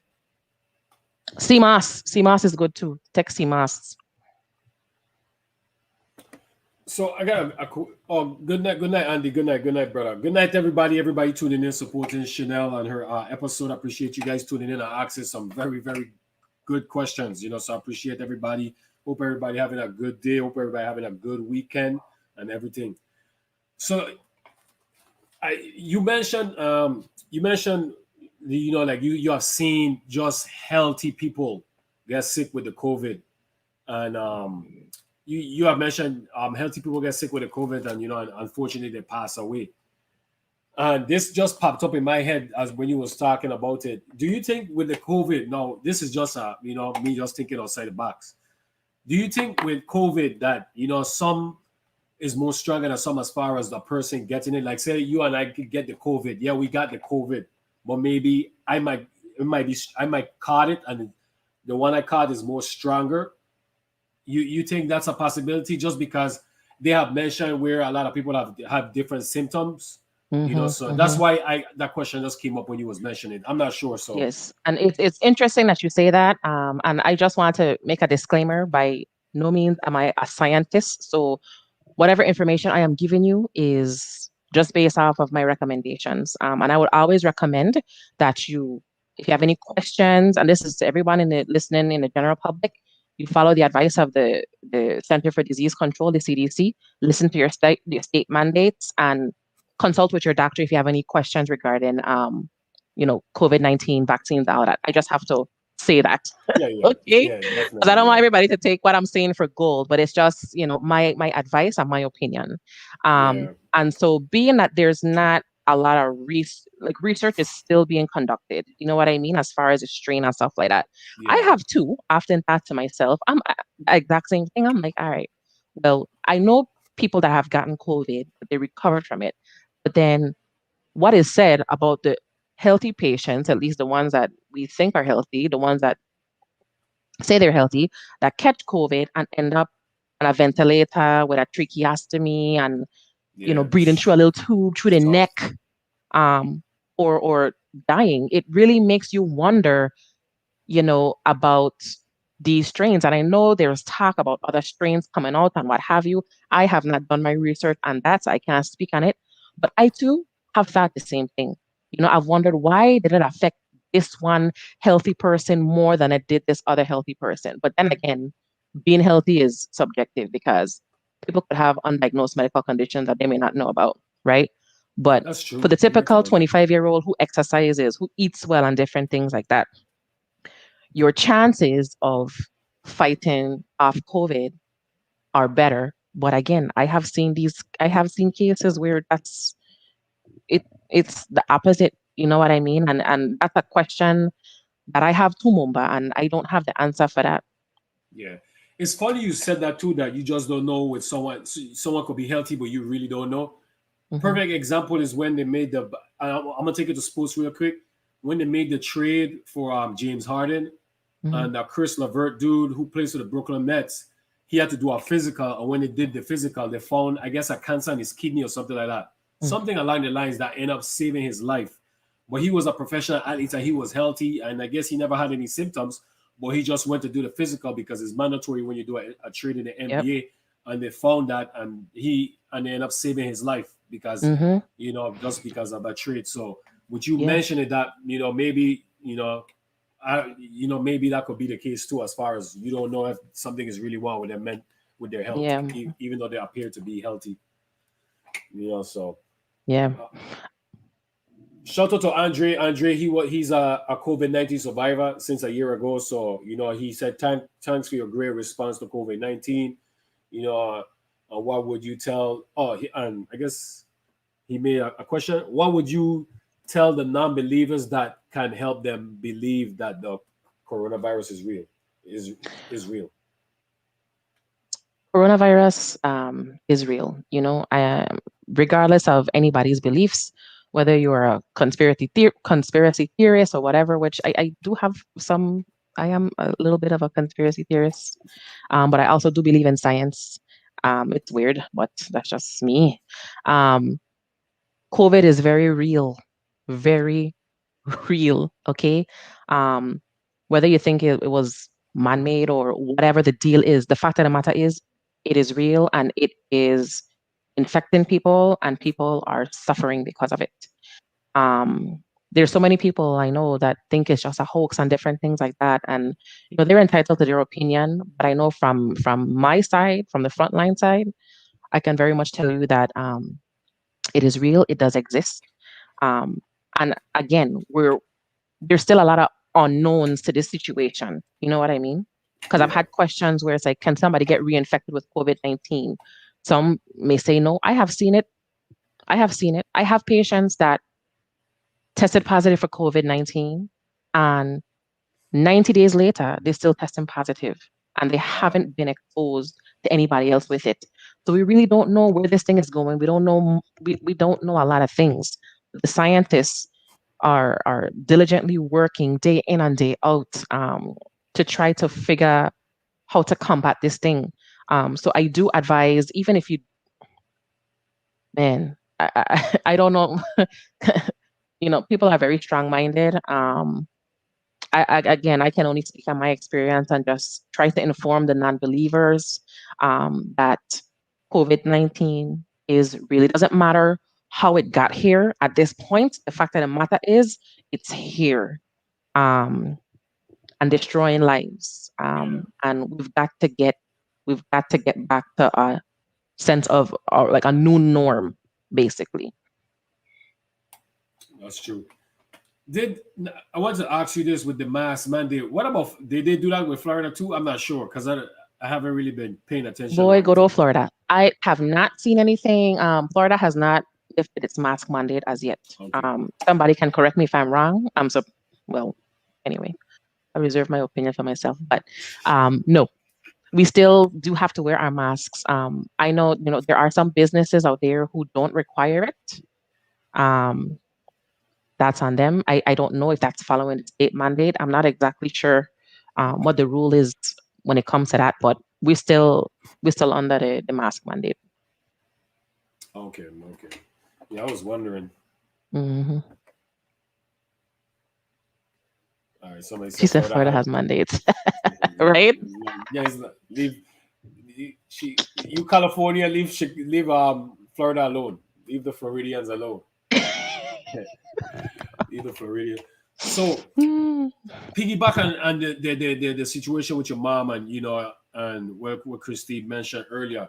I wanted to bring this up. How important it is, you being a nurse, how important it is for individuals to learn about health as far as learning the signs of a stroke and a heart attack and just learning some of the basic stuff that could help save a life. You don't have to be a certified nurse, but at least know the knowledge of some symptoms that could save, someone close to you. Yeah, yeah, definitely. It's very important to know these things. And when I speak a lot from the Virgin Islands and the culture of Caribbean people, the food that we eat and different things like that. And you know, we have really good foods, right? That help to keep us healthy and stuff like that. But there are also foods that are not very good for us. Um, and sometimes those foods, or sometimes even just having the genetics that may cause certain things, like you can just be predisposed to high blood pressure because it's a family trait or diabetes or whatever it is. You know what I mean? You Yeah. can you can, for a lack of a better word right now, you can uh, catch things from your family member. Not catch them, Lord, that's the wrong word. You can inherit Inherit. um, Okay. Yeah. pre-existing conditions from your family members or be at a greater risk of developing um, certain medical conditions from family members. So being aware of and heart disease, which is like the number one killer in women. I know back when we have a lot of patients with heart disease and like um, kidney conditions, kidney failure, all that kind of stuff. Um, Diabetes for sure. So being aware of those signs and symptoms are very important. I think it is very important for the the health department in whatever state, island, to really educate the public about Mm. warning signs and stuff like that. Um, so shout out to the Department of Health back home for what they've been doing. um, but it's definitely important. I think now in this pandemic, more so than ever, everyone, no matter your age, you should pay a visit to your primary doctor. You know what I mean? And just say, listen, I just want to get a checkup. Let me just get some blood work done just to make sure everything is okay. And if there's something you don't understand, um, you know, with women, when it comes to gynecological health and stuff like that, getting your pap smears and different things like that, just being aware of preventative measures um, really help to, well, could really help to save you at the end of the day. So certainly, recognizing, the signs of a stroke and a heart attack, if you have any numbness, any chest pain, any pain radiating from your chest to your back, indigestion, particularly, women, right? Overall. Um, and this women are so used to being busy and doing so much. Not this is not saying men don't. I'm not, comparing all of that. But if a woman gets some indigestion, the first thing she's gonna say is, "Oh, it's just acid reflux." Yeah. She could be having that could be a sign of a heart attack, but she wouldn't know it. You know what I mean? Whereas in males may not respond that way. Males typically have the pain. You know what I mean? And this is Okay. it's just I'm just giving ideas of certain situations of things that happen. A woman could easily just brush that off and say, "Oh man, that's just acid reflux, indigestion, whatever. Let me just take some Tums and I'll be all right." And she'll keep feeling the pain, keep feeling the pain, keep feeling the pain or whatever the deal is, and just keep putting it off. Like I gonna be all right now. I don't take not I don't take no chances with anything. Yeah, Okay, because you never know. Especially with the American diet. No, we are seeing so many more young people it's with true. colon cancer, right?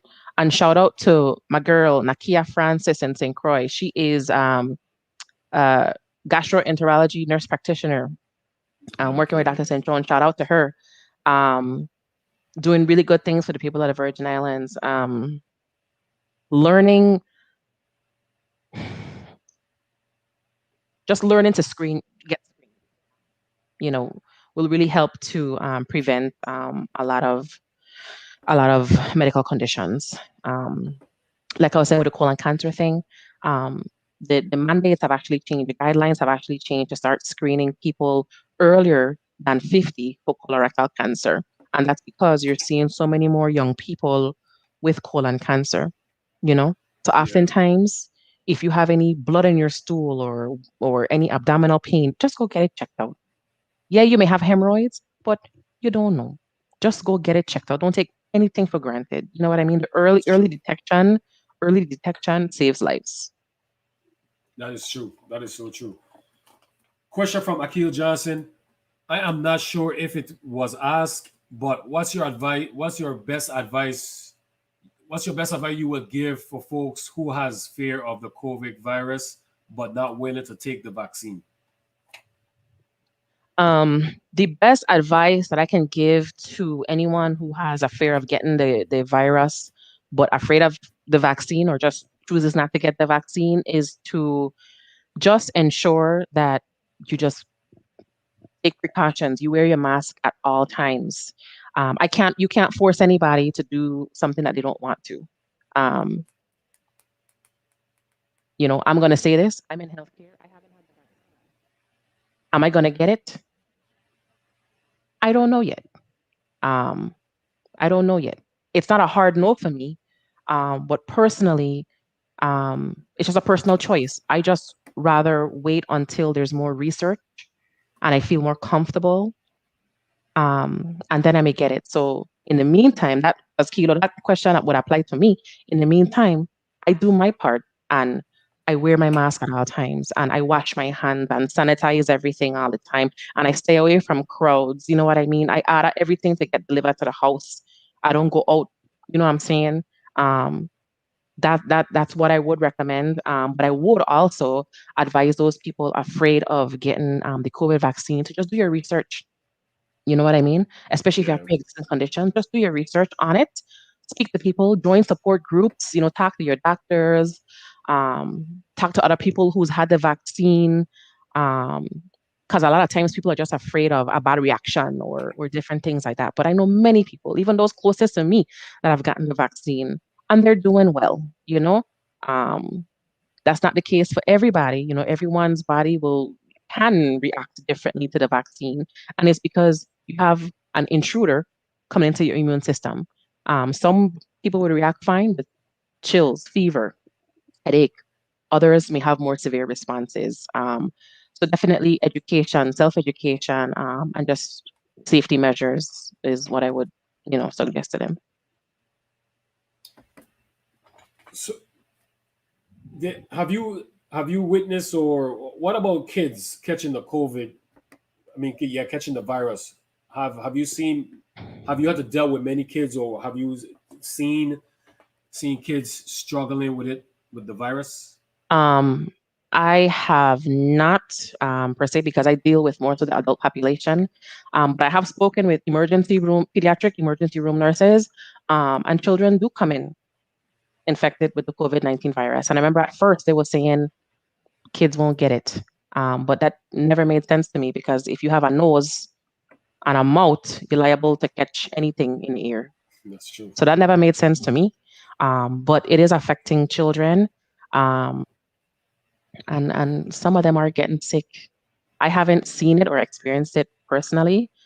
Knock on some wood, but it does exist. Not as much as the adults, but yeah. So before COVID and now, we're in the COVID times. What was your job like? A day to day. Has it been like Before a bit? COVID, Yeah, before COVID and comparing it to COVID now, how has it changed? You know. so that's a very good question. So where I work, um, and if I may, I work for.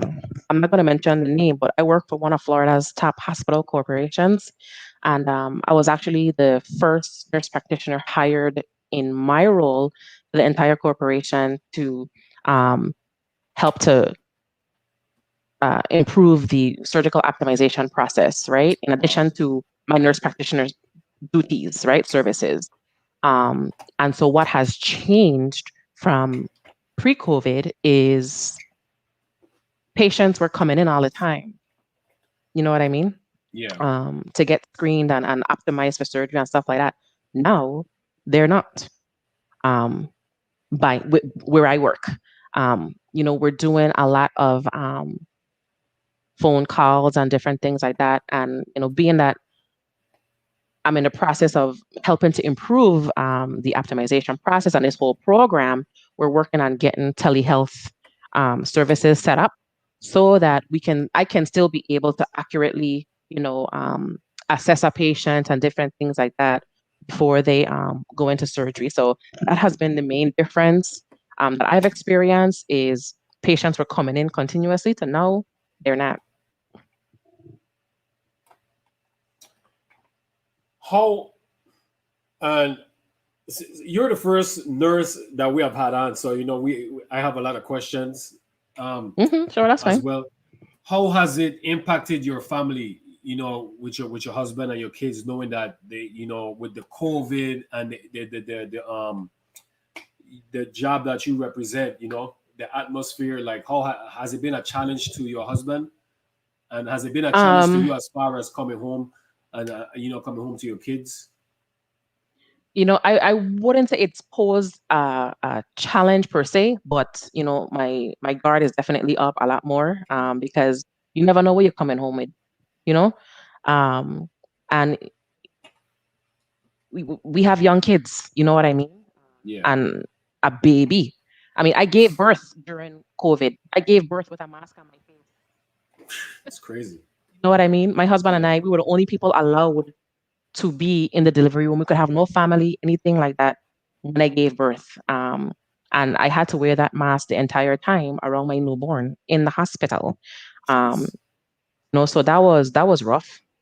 But as far as the home base, I take my precautions before I leave work. I sanitize everything like multiple times a day.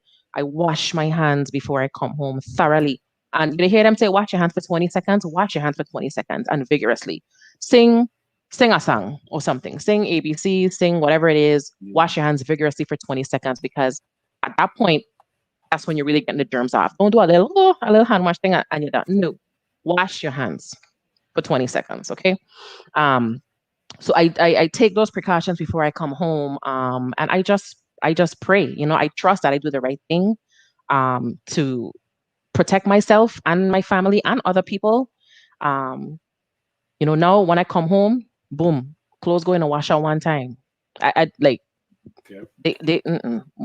I'm not bringing anything from the hospital into the house. So they go in a specific area, they get clean, and that's what most medical professionals that I know do. In the garage, they you have a bag, you put your scrubs in there, put on a robe, whatever it is, back inside your house, bathe one time Okay. with antibacterial soap. So it hasn't affected a lot. I mean, I did have one scare, and I did have to quarantine for a few days, and that was a little bit difficult because I wasn't able to be there, with my husband and the kids and stuff like that. But That's tough. we made it work. Yeah, we made it work. We have a great question here from Carrie. I don't know if you touched on this already, but can you explain the difference between a nurse and a nurse practitioner? Or yeah, no, we haven't touched on it. So the difference between a nurse and a nurse practitioner is Nursing, to be a registered nurse, you go to school for, if you're going to get your bachelor's, you go to school for 4 years. You get your bachelor's of science nursing, and you work in many different disciplines.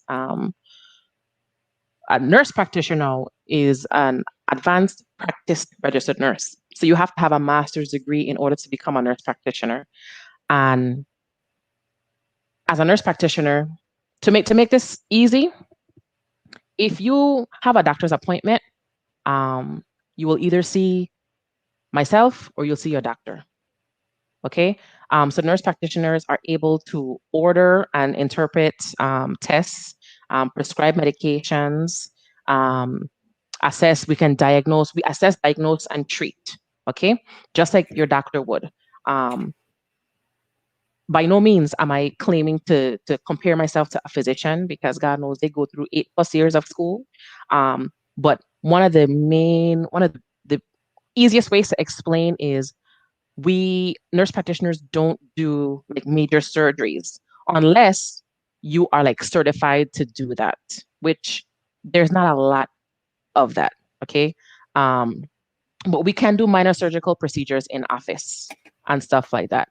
Um, so that's the easiest way. Like a nurse won't be able to order things or diagnose things, or prescribe, but a nurse practitioner can. And again, you can have an associate's degree or a bachelor's degree to become a registered nurse. There is also LPN. They're also nurses, licensed practical nurse. So Yes. it's LPN, then there's RN, and then there's nurse practitioner. The nurse practitioner schooling can take about 2 to 2.5 years. We're in a time where we dealing with COVID, and then you still have allergy season going on, a lot of allergies and stuff, and then you still have the flu. So much stuff is going on, right? Hmm. How can someone differentiate the difference between the flu, the COVID, or you just having allergies? Well, it's very hard to do so. I would not recommend anybody brush it off and say, "Oh, I just have a cold," or whatever. If you have any kind of runny nose, sneezing, cough, fever, um, I would highly suggest getting tested for both the cold. I mean, not the cold, the flu and COVID. Nowadays, it's like the flu doesn't even exist, and studies have shown. Like I did see something from CNN, from one of the medical articles that I get, that did state that the number of cases for flu are actually down this year. Okay, I don't know if that's because they're not testing for the flu, and most of the testing is just for COVID. I have had people complain to me about that same thing, saying, "How can I get a flu test?" I'm like, just go and ask for one. If you go in and you present with symptoms, and they offer you a COVID test, say, yeah, that's fine. I'll also like a flu test, because I have people that have tested negative for COVID and positive for the flu. Um, and this was after the fact. So she didn't even know she was positive for the flu until, like she went back to the doctor or whatever the deal is. Um, as far as, so with COVID and the flu, you definitely have temperature. Okay. Um, you can have, chills. You can have, what you call it? Some people lose their sense of taste, right? So if you lost your sense of taste, then that may link you more towards, maybe I have COVID. But when you're sick, you kind of lose your sense of taste too. Things don't taste the same. So That's true. it's hard. I wouldn't just I wouldn't just rule it out. I wouldn't just ignore anything. I would definitely ask for both the flu and COVID, because the symptoms can be, rather similar. As far as allergies go now, that's also a little hard, because you have the runny nose and the sneezing and stuff. But with allergies, you also have the itchy ears, swollen eyes, runny eyes, watery Yeah. eyes, not runny eyes, watery eyes. Water is, yeah. Um, different things like that. Like I suffer, this is the worst time of year that I suffer with allergies. I've been taking a Zyrtec every single day for like the past 2 months. And every day I have a runny nose and I sneeze and stuff. But I Yeah. understand like my symptoms are very specific to allergies because I always have like the itchiness, and once I do my remedies, it goes away. Like right now, I'm fine, but I have my little tissue box in case I had a little sneeze or whatever. Yeah. But I understand, that. But just, if you are not sure, don't be afraid to go get tested. It's better to be safe than sorry. I Yeah, hope that that's answered your question. no, it did. Yeah, that's true. It's better to be safe than sorry. Indeed, indeed. You know, you mentioned something earlier, and I finally got it back. No, with being like with nurses and doctors and along the line of the different you know labels or job titles. Yeah, that's a Hmm. better word. Job titles. Do you because you say you represent the college you go to? Do you feel like you represent do you be like I gotta represent Cookman being a nurse, like knowing that Cookman USF? Is it like that way with those doctors and stuff, as far as what school they go to, they gotta represent where they came from, or that doesn't really matter? Mm, I think it matters to an extent. It matters to an extent, but not at least for me, not to that level. You know what I mean? Yeah. I'm proud to have gone to both schools, and I would represent both. Um, but I don't really think so. I don't think so. Oh, okay. Question from Rika: do you want to be a doctor? She said, No, make get that big check. not at all. Ah, that's Nope. funny. Because with the bigger checks comes bigger stress. And no, I like my life the way that it is. I feel like that was not my calling. My calling was to be in nursing. And I have the ability to do a little bit of both. I'm good with that. Man, I just had this question. Man, I for- I'm back. I'm mad. I just had a good question It's and I okay. forgot it. I forgot it. I forgot it. Did do Have you ever had to go back home to St. Croix to help out with anything as far as being a nurse? um, no, I have not had to. Okay. Um, I had the opportunity to, but that did not end up working out. Okay. Question from Andre: what are the stigmas you see and hear about COVID-19? Pretty much some of what we discussed earlier. It's not real. It doesn't exist. I mean, it's so many different things. I can't say, apart from like people being non-believers and not wanting to wear the mask and different things like that. I can't think of any right now. I apologize, Andre. Um, I apologize.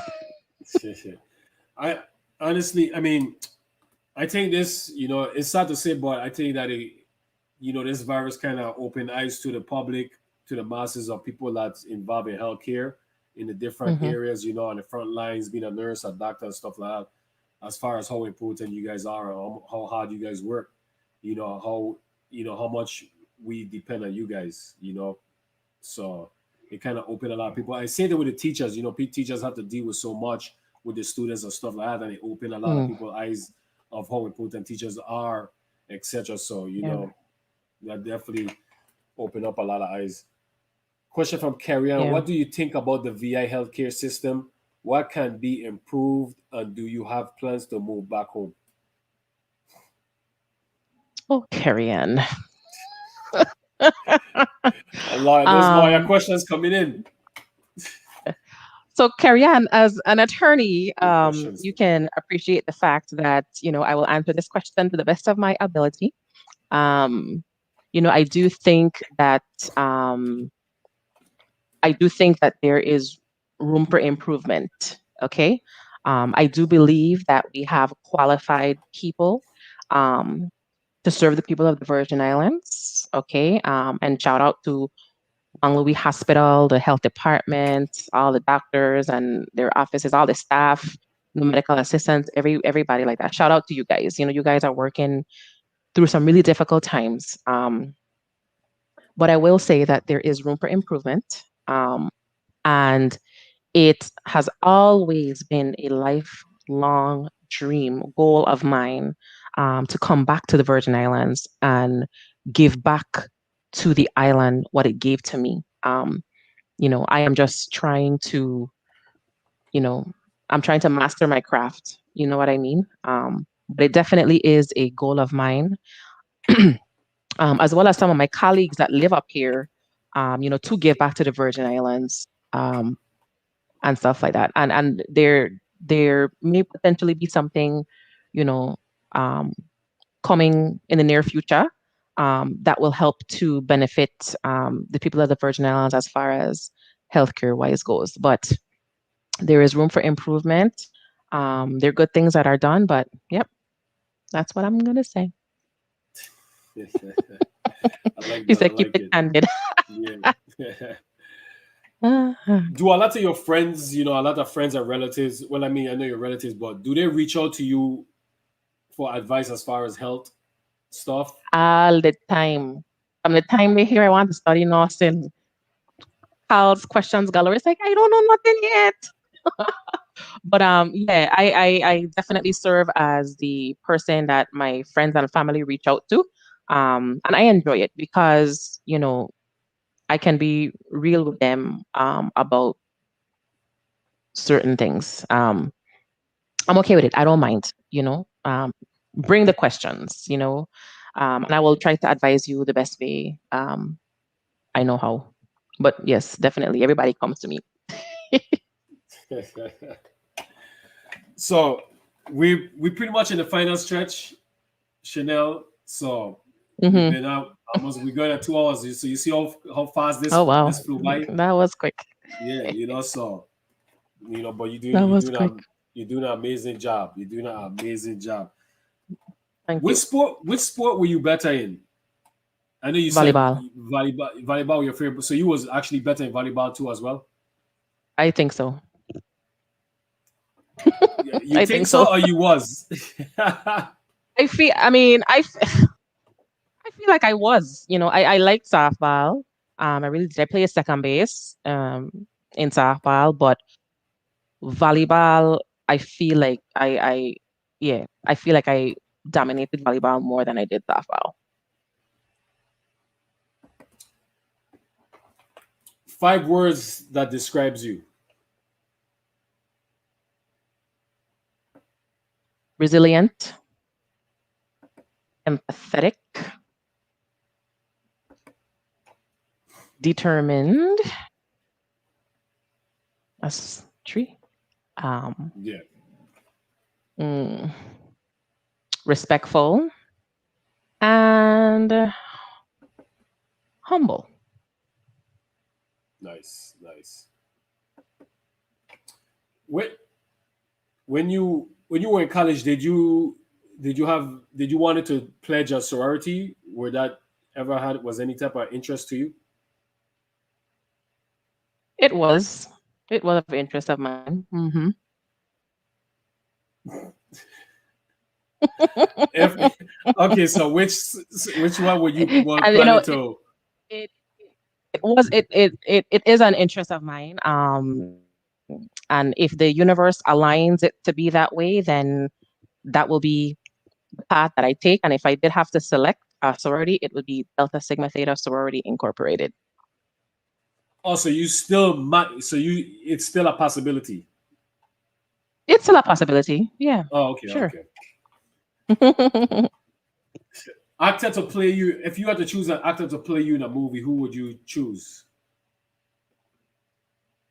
An actor to play. Will this be like a life story movie? Yeah, to play you in a movie. Yeah. Oh. Mm, um. Ooh. Oh gosh, Mumba. Um. Let me think. Let me think. Let me think. Yeah, you good, I man. don't know, Sanala Khan. Okay, that's a good. Wait. Somebody picked that last week. They did? No. Yeah, I think so.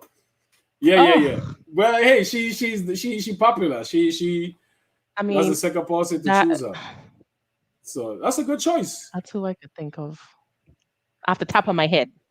Okay, I try to word this the right way. Hmm. Do you watch any type of show? Do you watch any doctor shows on TV? Nope. Oh, I, okay. So I was gonna ask you about. I was gonna ask you who was your favorite character in Grey's Anatomy, but you didn't watch Grey's Anatomy. I watched it in the beginning, but I don't know. I know it's a fave for a lot of people. Um, but I think I just had a lot of biases coming from the medical field after watching the show. That's just my opinion. Um, but I didn't really. I did watch like if medical shows like Trauma Life in the ER, that kind of stuff where people have like a sledgehammer going through their brain or whatever the deal. I would watch those, but not like the you know not those, not Grey's Anatomy or I think Hawthorne was one. I did watch a little bit of Hawthorne with Jada Pinkett Smith at one time. But yeah, I never really got into that very much. Okay. What was your favorite TV show growing up to watch? My favorite TV show was Family Matters with Steve Urkel and Steve Urkel, yeah, Lara Lara. and Nice. That was. Stefan and stuff. uh, um, five dinner guests, dead or alive. Five dinner guests dead or alive. Of course, the regal Michelle Obama. Um, mm, my my grandmother. I've never met her. Thelma Nielsen Richard. I would. Yep. Um, who else? Golly. Um, mm, mm, mm, mm. Serena Williams. Um, who else?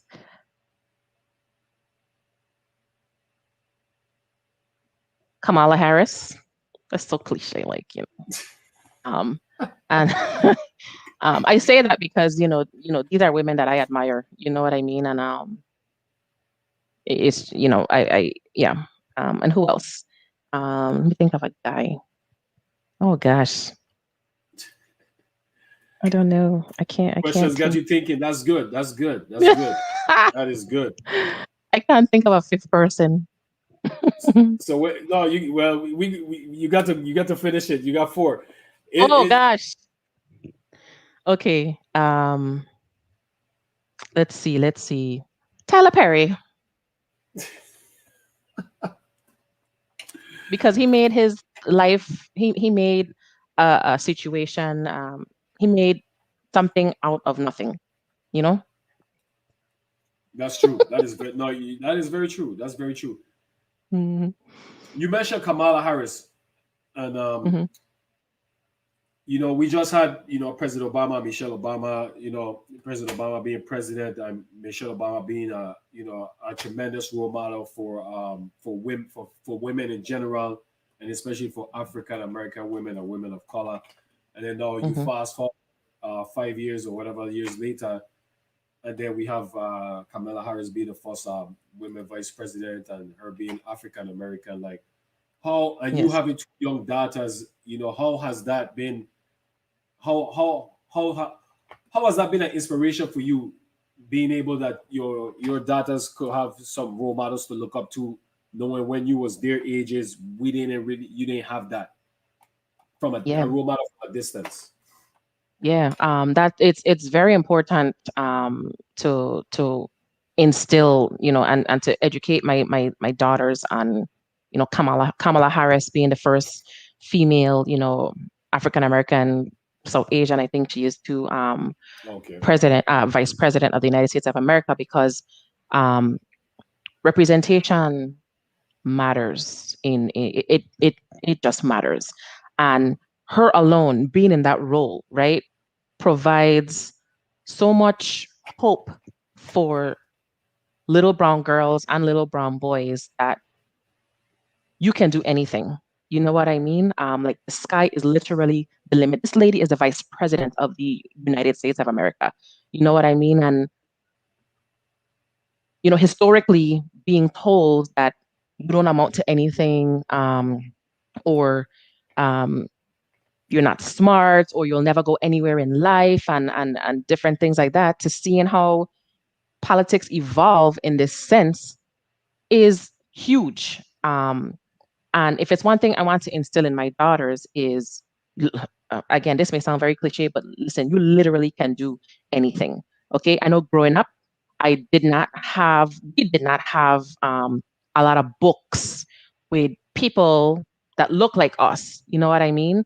Now, that is primarily what I buy for my girls. And I kid you not, Nice. just the other day, I opened a book. It's not it's a book that spoke about black hair, right?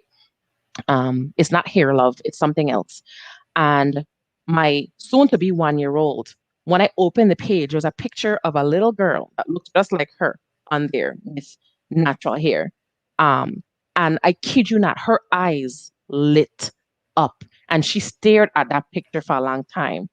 And in my head, I'm like, oh my gosh, this is crazy, because she's probably saying, oh my gosh, like she just looks familiar. I know she probably ain't, she's almost 1, so there's only so much you would think, but it was a moment, like, where I think if we had another book where there was a person that did not, you know, look like us, I don't think she would have had the same reaction. You know what I mean?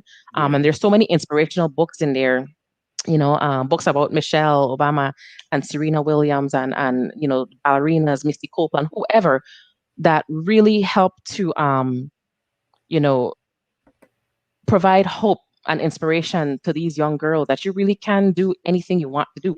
Even as far as women's rights, we went from a place of we come from a place where there was a history of lack of women's rights to having the first female woman vice president. Like, that's crazy to me.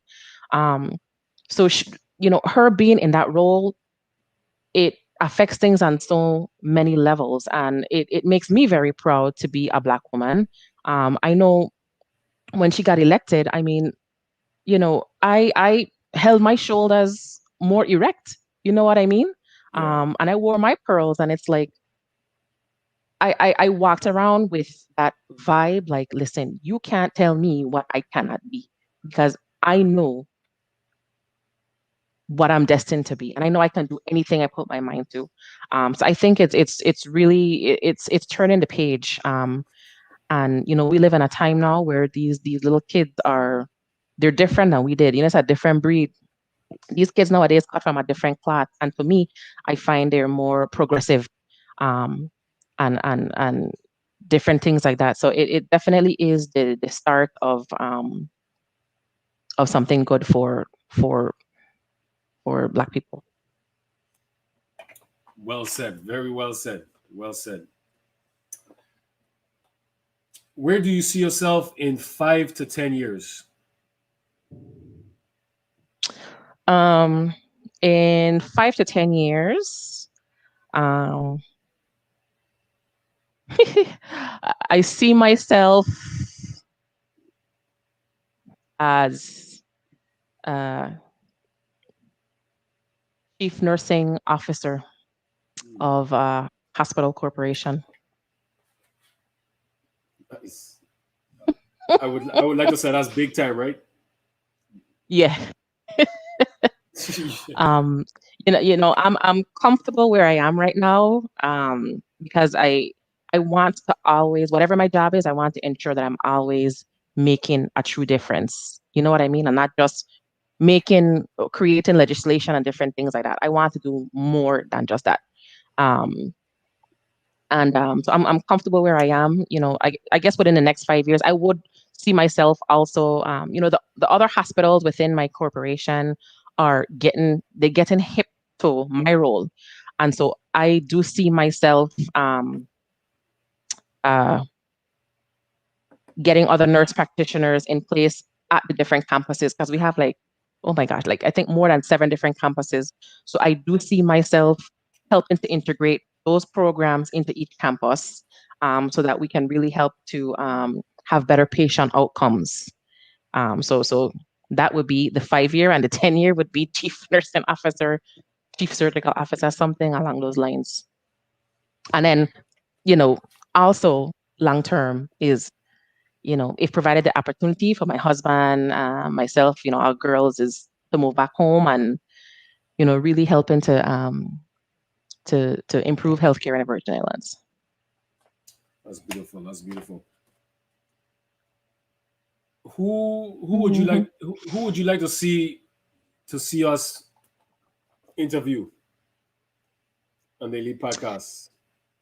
Um, I think my former coach, Nemi, I think she would be Ophelia.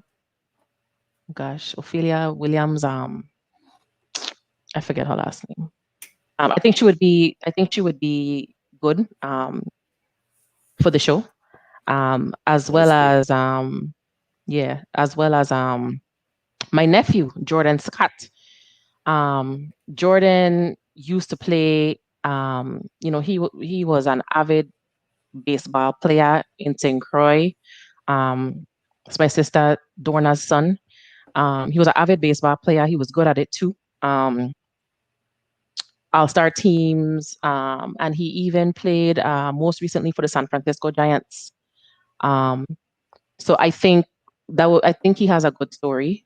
I think he would be a good person. Also, you know, because she's been in sports, she's played sports all her life, even throughout college. I think Maricela would be a good person as well if she's willing to. If she's willing to speak to the people, I She think has to she come can on. talk about. She spoke. I mean, she's played volleyball and softball, and she was a very good player. Um, played with. I'm not going to tell her story. I'll let you tell it for herself. But yeah, she played ball throughout college and stuff like that. So I think she would be good too. Somebody said to interview Christine Kelly. She came on already. They had a really good episode. Couple episodes ago with Mumba and crew. Yeah, yeah. Check it out. Her episode. Just go on the YouTube channel. You can find it. If you type in Christine Kelly on YouTube, it'll pop up. So, and then you can check out her interview. That's so. Nemi, Jordan Scott, Maricela. When I was going, Cookman, Maricela was going. She was there. And then we were all playing the MIAC tournament. The boys baseball, girls softball, usually at the same time. So we definitely gonna try to get Maricela on, Nemi on, and definitely Jordan Scott on as well too. So that's your choices. So Hmm. you're gonna have to help us Yep, with that. that's no problem. Yeah. So No problem. I would like to shout out my husband Wayne. He's always been very supportive of me and in everything that I've wanted to do. And I would also like to shout out his business, if I may. sure, yes, Oh, definitely, yes. definitely. Because I was gonna ask Somebody you about says that too. interview. Somebody says interview Colleen May Williams. She would be really good too. That is my godmother. She also played avid volleyball player. I'm not sure what other sports she played, but I know volleyball for sure. And she's definitely made an impact in education. And she was oh my gosh, she's the superintendent of schools, home, something like that. Sorry, Nenny, but yeah, she would be good too. And perhaps even my mother, she's played sports all through college, and maybe she could talk about her journey as a counselor, a transition from teacher to counselor to assistant principal to principal. And 'cause I know she's faced a lot of challenges, being a woman in such a position, Yeah, over high school and stuff like that. So she might be a good, candidate as well. And I'm I sorry if agree. I'm throwing y'all under the bus, but you know. No, that's good. That's But good. yeah. So anyway, I just want to shout out my husband and his business. I have a little flyer here. It's Nona Enviro Group. So it is based in Orlando, Florida, but services the Central Florida community. And it's a waste management business. Um, you know, basically trying to um, be smarter about waste management, recycling, and helping to create a more green society. Yeah. So you can check him out. He's on Facebook and Instagram at EnviroNona, and website www.environona.com. So just scroll by, be sure to give him a like, and you know spread the word, all that good stuff. But another, he's another local from St. Croix, born and raised, generational Crujan, you know, and we're just trying to do our thing. Definitely, man. Definitely big up Wayne. Wayne is the man. Wayne is he's the OG. Yeah, definitely shout out Wayne, man. Hopefully, eventually we could get Wayne on. Maybe, Yeah. maybe when Jenny hook us up with the TV1 contract. So Yeah, right. I like that concept. yeah, no, it's all jokes, all jokes. But yeah, big up to Wayne. Yeah, Definitely big up to Wayne. I'll definitely be plugging the the business and stuff. Definitely moving forward on sure. the episode, so everyone could definitely check it out, support and everything. You know, Definitely. is We there any enjoy other? your episodes. Sorry, go ahead. No. You good. You good. Go ahead. This is your show. This is your day. No, I was just gonna say, I mean, we enjoy your episodes. We try to log on, every Sunday, and listen, while we get ready for the work week and different things like that. And I mean, we've thoroughly enjoyed, we've seen many of them, and we've thoroughly enjoyed them. So that's dope. And thank you for, hosting the Women's Month. Thank you for honoring women and different things like that. Much appreciated. Thank you. And yeah, that's all I was gonna say. No. It's you know I learned a lot from each episode. I learned a lot from each individual. Because I really, really listen. I'm here to listen. To each individual Hmm. story, and it's really taught me a lot. It's made me a better person. I consider myself humble, boy. Have humbled me even more. I Hmm. learned to appreciate life a lot more better from a different standpoint. Because you hear everybody's story, and everybody has a different story, and everybody had their ups and downs and face adversity and stuff like that. And sometimes as an individual, when you face adversity, you think you are the only person facing this adversity, but sometimes so many people is facing worse than what you're facing as well too. But Yeah, yeah. absolutely. I mean, I've been surprised that, a lot of the interviews that you guys have done. I think oftentimes people may look at somebody and just judge them, or even just assume something, not knowing that, everybody, we all have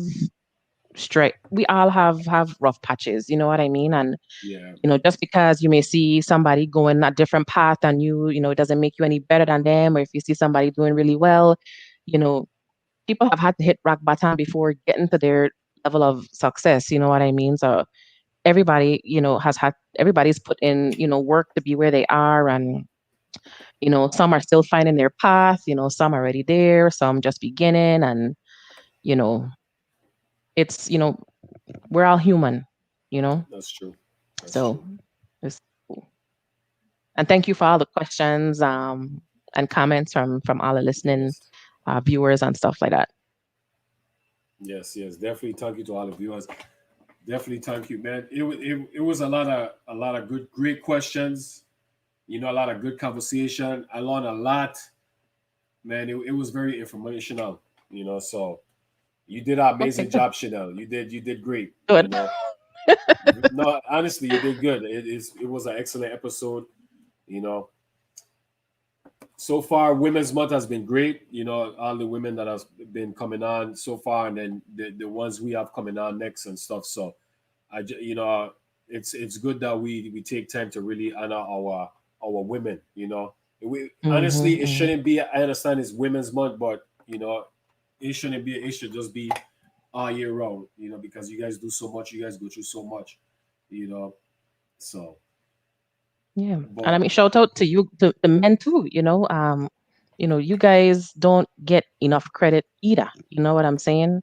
Yeah. Um, so shout out to all the men out there, doing the best that you can, doing your thing. Like, you are appreciated. I think, what you don't I don't think there's enough appreciation for men out there, and I'm sorry, Mumba, I just want to touch on this again. No, no, go As far as ahead. talking about Go as ahead. far as talk sorry to the listening viewers, I know I probably want to go, but this is something that's just so important to me, especially understanding our culture and stuff like that, as far as therapy goes, right? Do not be afraid. And I'm speaking to both the women, but especially the men. Do Yeah. not feel like seeking therapy makes you weak. It does not. Um, you know, Try not to fight these battles on your own. Going to a therapist it's elevation on so many different levels, and you learn things about yourself that you never even knew existed.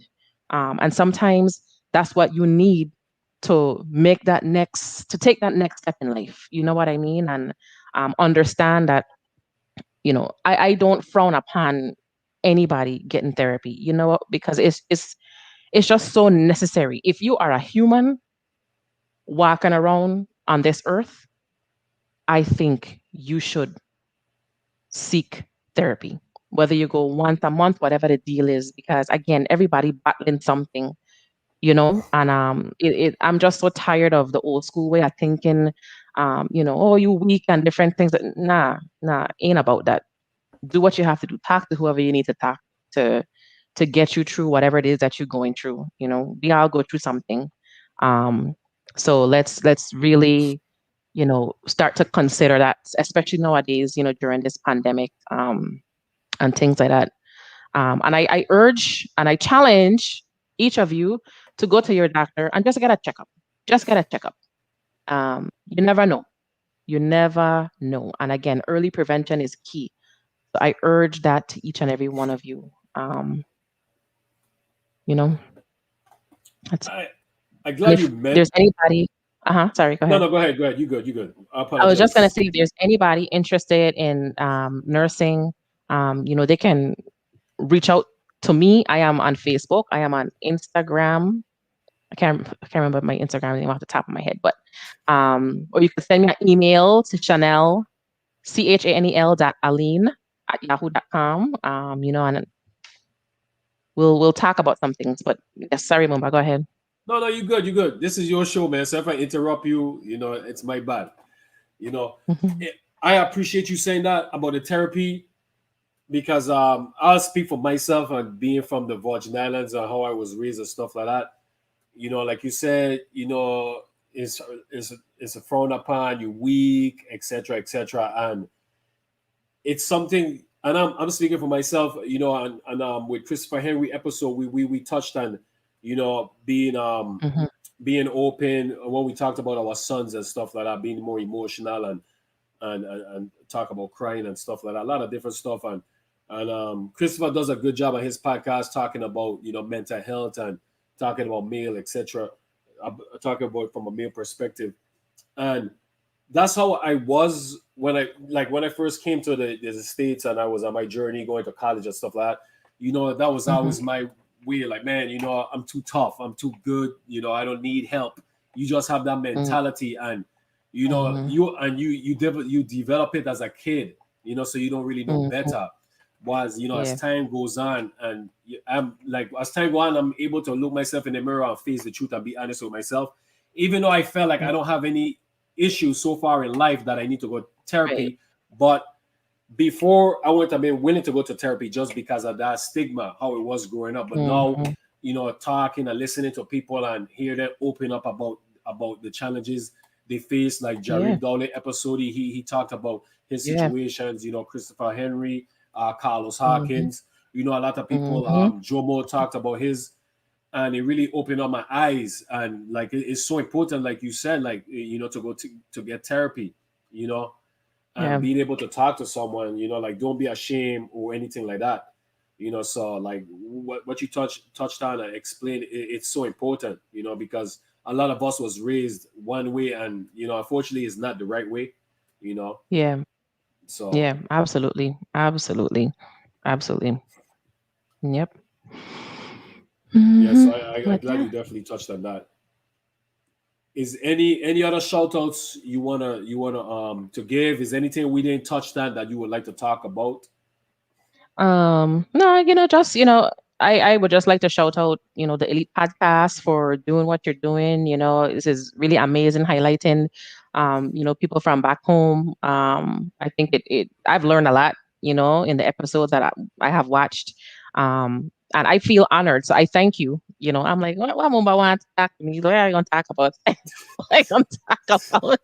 I did play sports, and, it was a big part of my life for a certain amount. My story is not as my sports story is not as great as, a lot of people that you have had on here, but, it's still a little something. It did help Yeah, to shape me, as through playing sports and different things like that. It really, you get exposed to a lot of different things, and you have to learn to handle yourself in different ways. So, life is the biggest teacher, and, all that good stuff. And I just like to shout out all the small businesses. Everybody continue doing your thing. That's awesome. I am wearing these earrings came from my girlfriend's boutique, which is from Kanuma Simmons. She has her store in Christiansted Town. Kanuma is also another, lifelong friend of mine. In addition to, again, the with Janae James and her partner, um, the Caribbean Girls Rock T-shirt, because Caribbean Girls do rock. Okay, and then again, shout out to facts. West Girl for really just, shout out to the East Girls and everything too. Nothing against the East Girls or stuff like that. We got love for you too, but West Girl have me in my feelings and stuff like that. So, more Yeah. power. So just everybody just, keep up keep up the good work. That's all that I have. That's No, it. no, well said, well said. I just wanted to piggyback on, we started out as a podcast with sports, but we pretty much we welcome anybody to the podcast. My vision was just gonna be like sports, and high school sports and stuff. But now, really listen to some of the athletes tell the story that didn't really involve sports. It was more about the struggle they dealt with, Yeah. internal and Mhm. stuff like Mhm. that. Really opened up my eyes and really got me brainstorming a lot and thinking and realizing, like, you know what, there is so many people in different, areas and fields that's important and not just sports. So, you Right. know, anybody is welcome on the podcast. For us, like how we just sit down here and we had a conversation. We learned about you, Chanel. We had amazing questions talking about the COVID because you're in that field and you kind of educated us, stuff like that. Janae, her episode last week, we learned a lot about her as well too. And we before that, Langalo, great episode. We learned about her struggles and, Mhm. and some of her challenges and etc. So it's just learning a lot, and there's so many different people out there from the Virgin Islands that could inspire somebody to use them, and it just don't have to be Absolutely. sports. And it's not all about Yeah. like accolades and stuff like that, and trophies and recognition and being famous. It's not just that for the Elite Podcast. It's just anyone. It's Yeah. just Yeah. anyone. And I was talking to someone, and I use this example, meaning that you could have someone who dropped out of high school in the 8th grade and he's on the corner all day, but he has so much wisdom because of the mistakes he made. And he would probably talk to a Mhm. lot of high school kids or whoever that come around and give them knowledge Absolutely. and stuff like that. He might not be a legend in people's eyes because of accomplishments, but he's actually a legend because he's saving lives and inspiring. Ex- So that's like a perfect exactly. example, so. Absolutely. I completely agree. I Yeah. completely agree. Yep. Each one teach one. You Yeah, know. each one teach one, each one teach one. So like, if any, like the people put some names out. Like if you guys feel like you guys would like to hear someone's story, have them. They're more than welcome to come on the Elite Podcast. It doesn't matter if whatever. They could be the president of the United States, or they could just be whatever. Just somebody chilling in the corner. It doesn't matter. It's just hearing that person's point of view. You know. So Yep. Chanel, it was great. This was good. I enjoyed it. You Good. did Good. great. Good. You did great. You were talking about you were nervous and stuff like that, but you are Yeah, I natural. was sweating. See, I had my little fan. I had my little fan to keep me cool. Hey, I got a fire rate. It can't reach, but I got a fire rate blowing at me too. So trust me. You know. Yeah, nah, but Hmm. it was great. I had fun.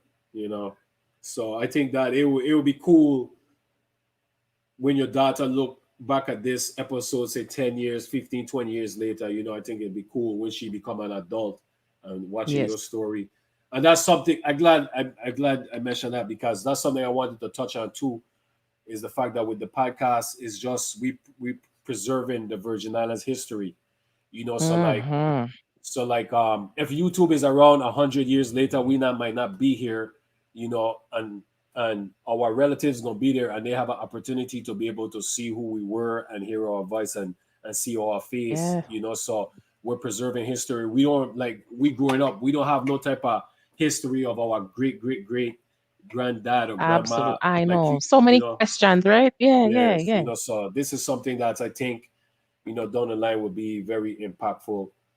So For I'm sure. just appreciate all the guests that have come on and share this story. I really, really appreciate you guys, and I really appreciate you too, as well. Yeah, man. Anytime. You know, Anytime. so Be Wayne, the OG, you next. But listening out there. shout out to your husband, shout out to your kids, shout out to your aunt Christine, shout out to your Thank you. mother. Hmm. Shout out to all your family as well, all your friends. I see your longest friend, Maricela, she out there. Carry on your farmer teammate. To shout out to Yes. everybody. Shout out to all the viewers that tune in to support Chanel. I appreciate you guys. If you guys new, you guys are YouTube, subscribe to the channel. I always check out all the different episodes. We have so many different episodes. This is episode 63. So you guys could go down the list and you guys could check it out and learn a lot from the different people. So I appreciate you guys' support. Remember, the podcast is for anybody. Anybody want to come on and use the platform, promote something, whatever the case may be. Hit me up. Let me know. I'm more than welcome to help you guys. It's just all love from my side. It's just spreading the knowledge and the wisdom and everything. And everybody just working together to make everyone successful and make the country, the Virgin Islands, more successful as well too. You know. Yep. So Chanel, this is the most difficult Hmm. part. Karen did a good job. Janae did a good job. Everybody did a good job. You're gonna do a good job too, as well Oh too. gosh. Tyra Alec, bless up, big bro. Bless up, bless up, bless up, big bro. Bless up, bless up, everybody. Bless up. Appreciate you guys. Appreciate all the advice, all the comments. I appreciate everybody that recommends me to contact someone to get on the podcast. I appreciate all you guys helping me out. I really do appreciate it. So we're gonna have. Oh, by the way, sorry, Chanel, I keep blabbering and keep going on. It's okay. We gonna have some shows on Mondays too. We're gonna have some show on Monday just to let you guys know. Like I said, I'm really going hard this month for the women. I'm really trying to get as much women as possible on the platform. I think it's very important, and it's been going very well. So we're gonna have some shows on Monday, Wednesday, and Sunday. So just wanted to put that out there so you guys look out for that. I appreciate everybody supporting and supporting the Elite Podcast as well. Thank you guys. I can't thank you guys enough. So I just want to let you guys know. I appreciate shout out to Tegan, shout out to Pang, shout out to Karen as well. Shout out to Karian, some of the people that be helping me, and stuff. So and Andre, shout out to everybody. So Okay. this is the difficult part here. Thank you, Okay. Akil. Thank you. You got to take us out. Oh, what do I say? What to say? say anything. Just say thank you, people. The lead podcast is Okay. out. Something like that. I don't know. All Something. right. So, Wait, watch it. Wait, help out, man. Wait, you in the comments. You can help out the wife.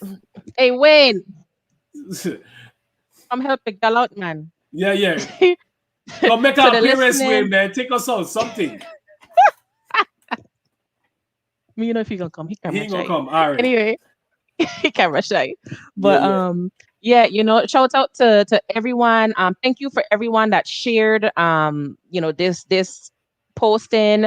Thank you for everyone that came and taking time out of your day to listen to the Elite podcast and even get some information regarding you know health and wellness. You know what I mean? Um, we hope you guys stay safe, wear your mask, sanitize, get your checkup, seek therapy, and just be well. Okay, everybody, just be best, be safe, man. All right, we in some tough times, but we're gonna get over this. We're gonna make it. All right, just stay strong. That was Are we perfect. signing out? Signing off. That was perfect. All right.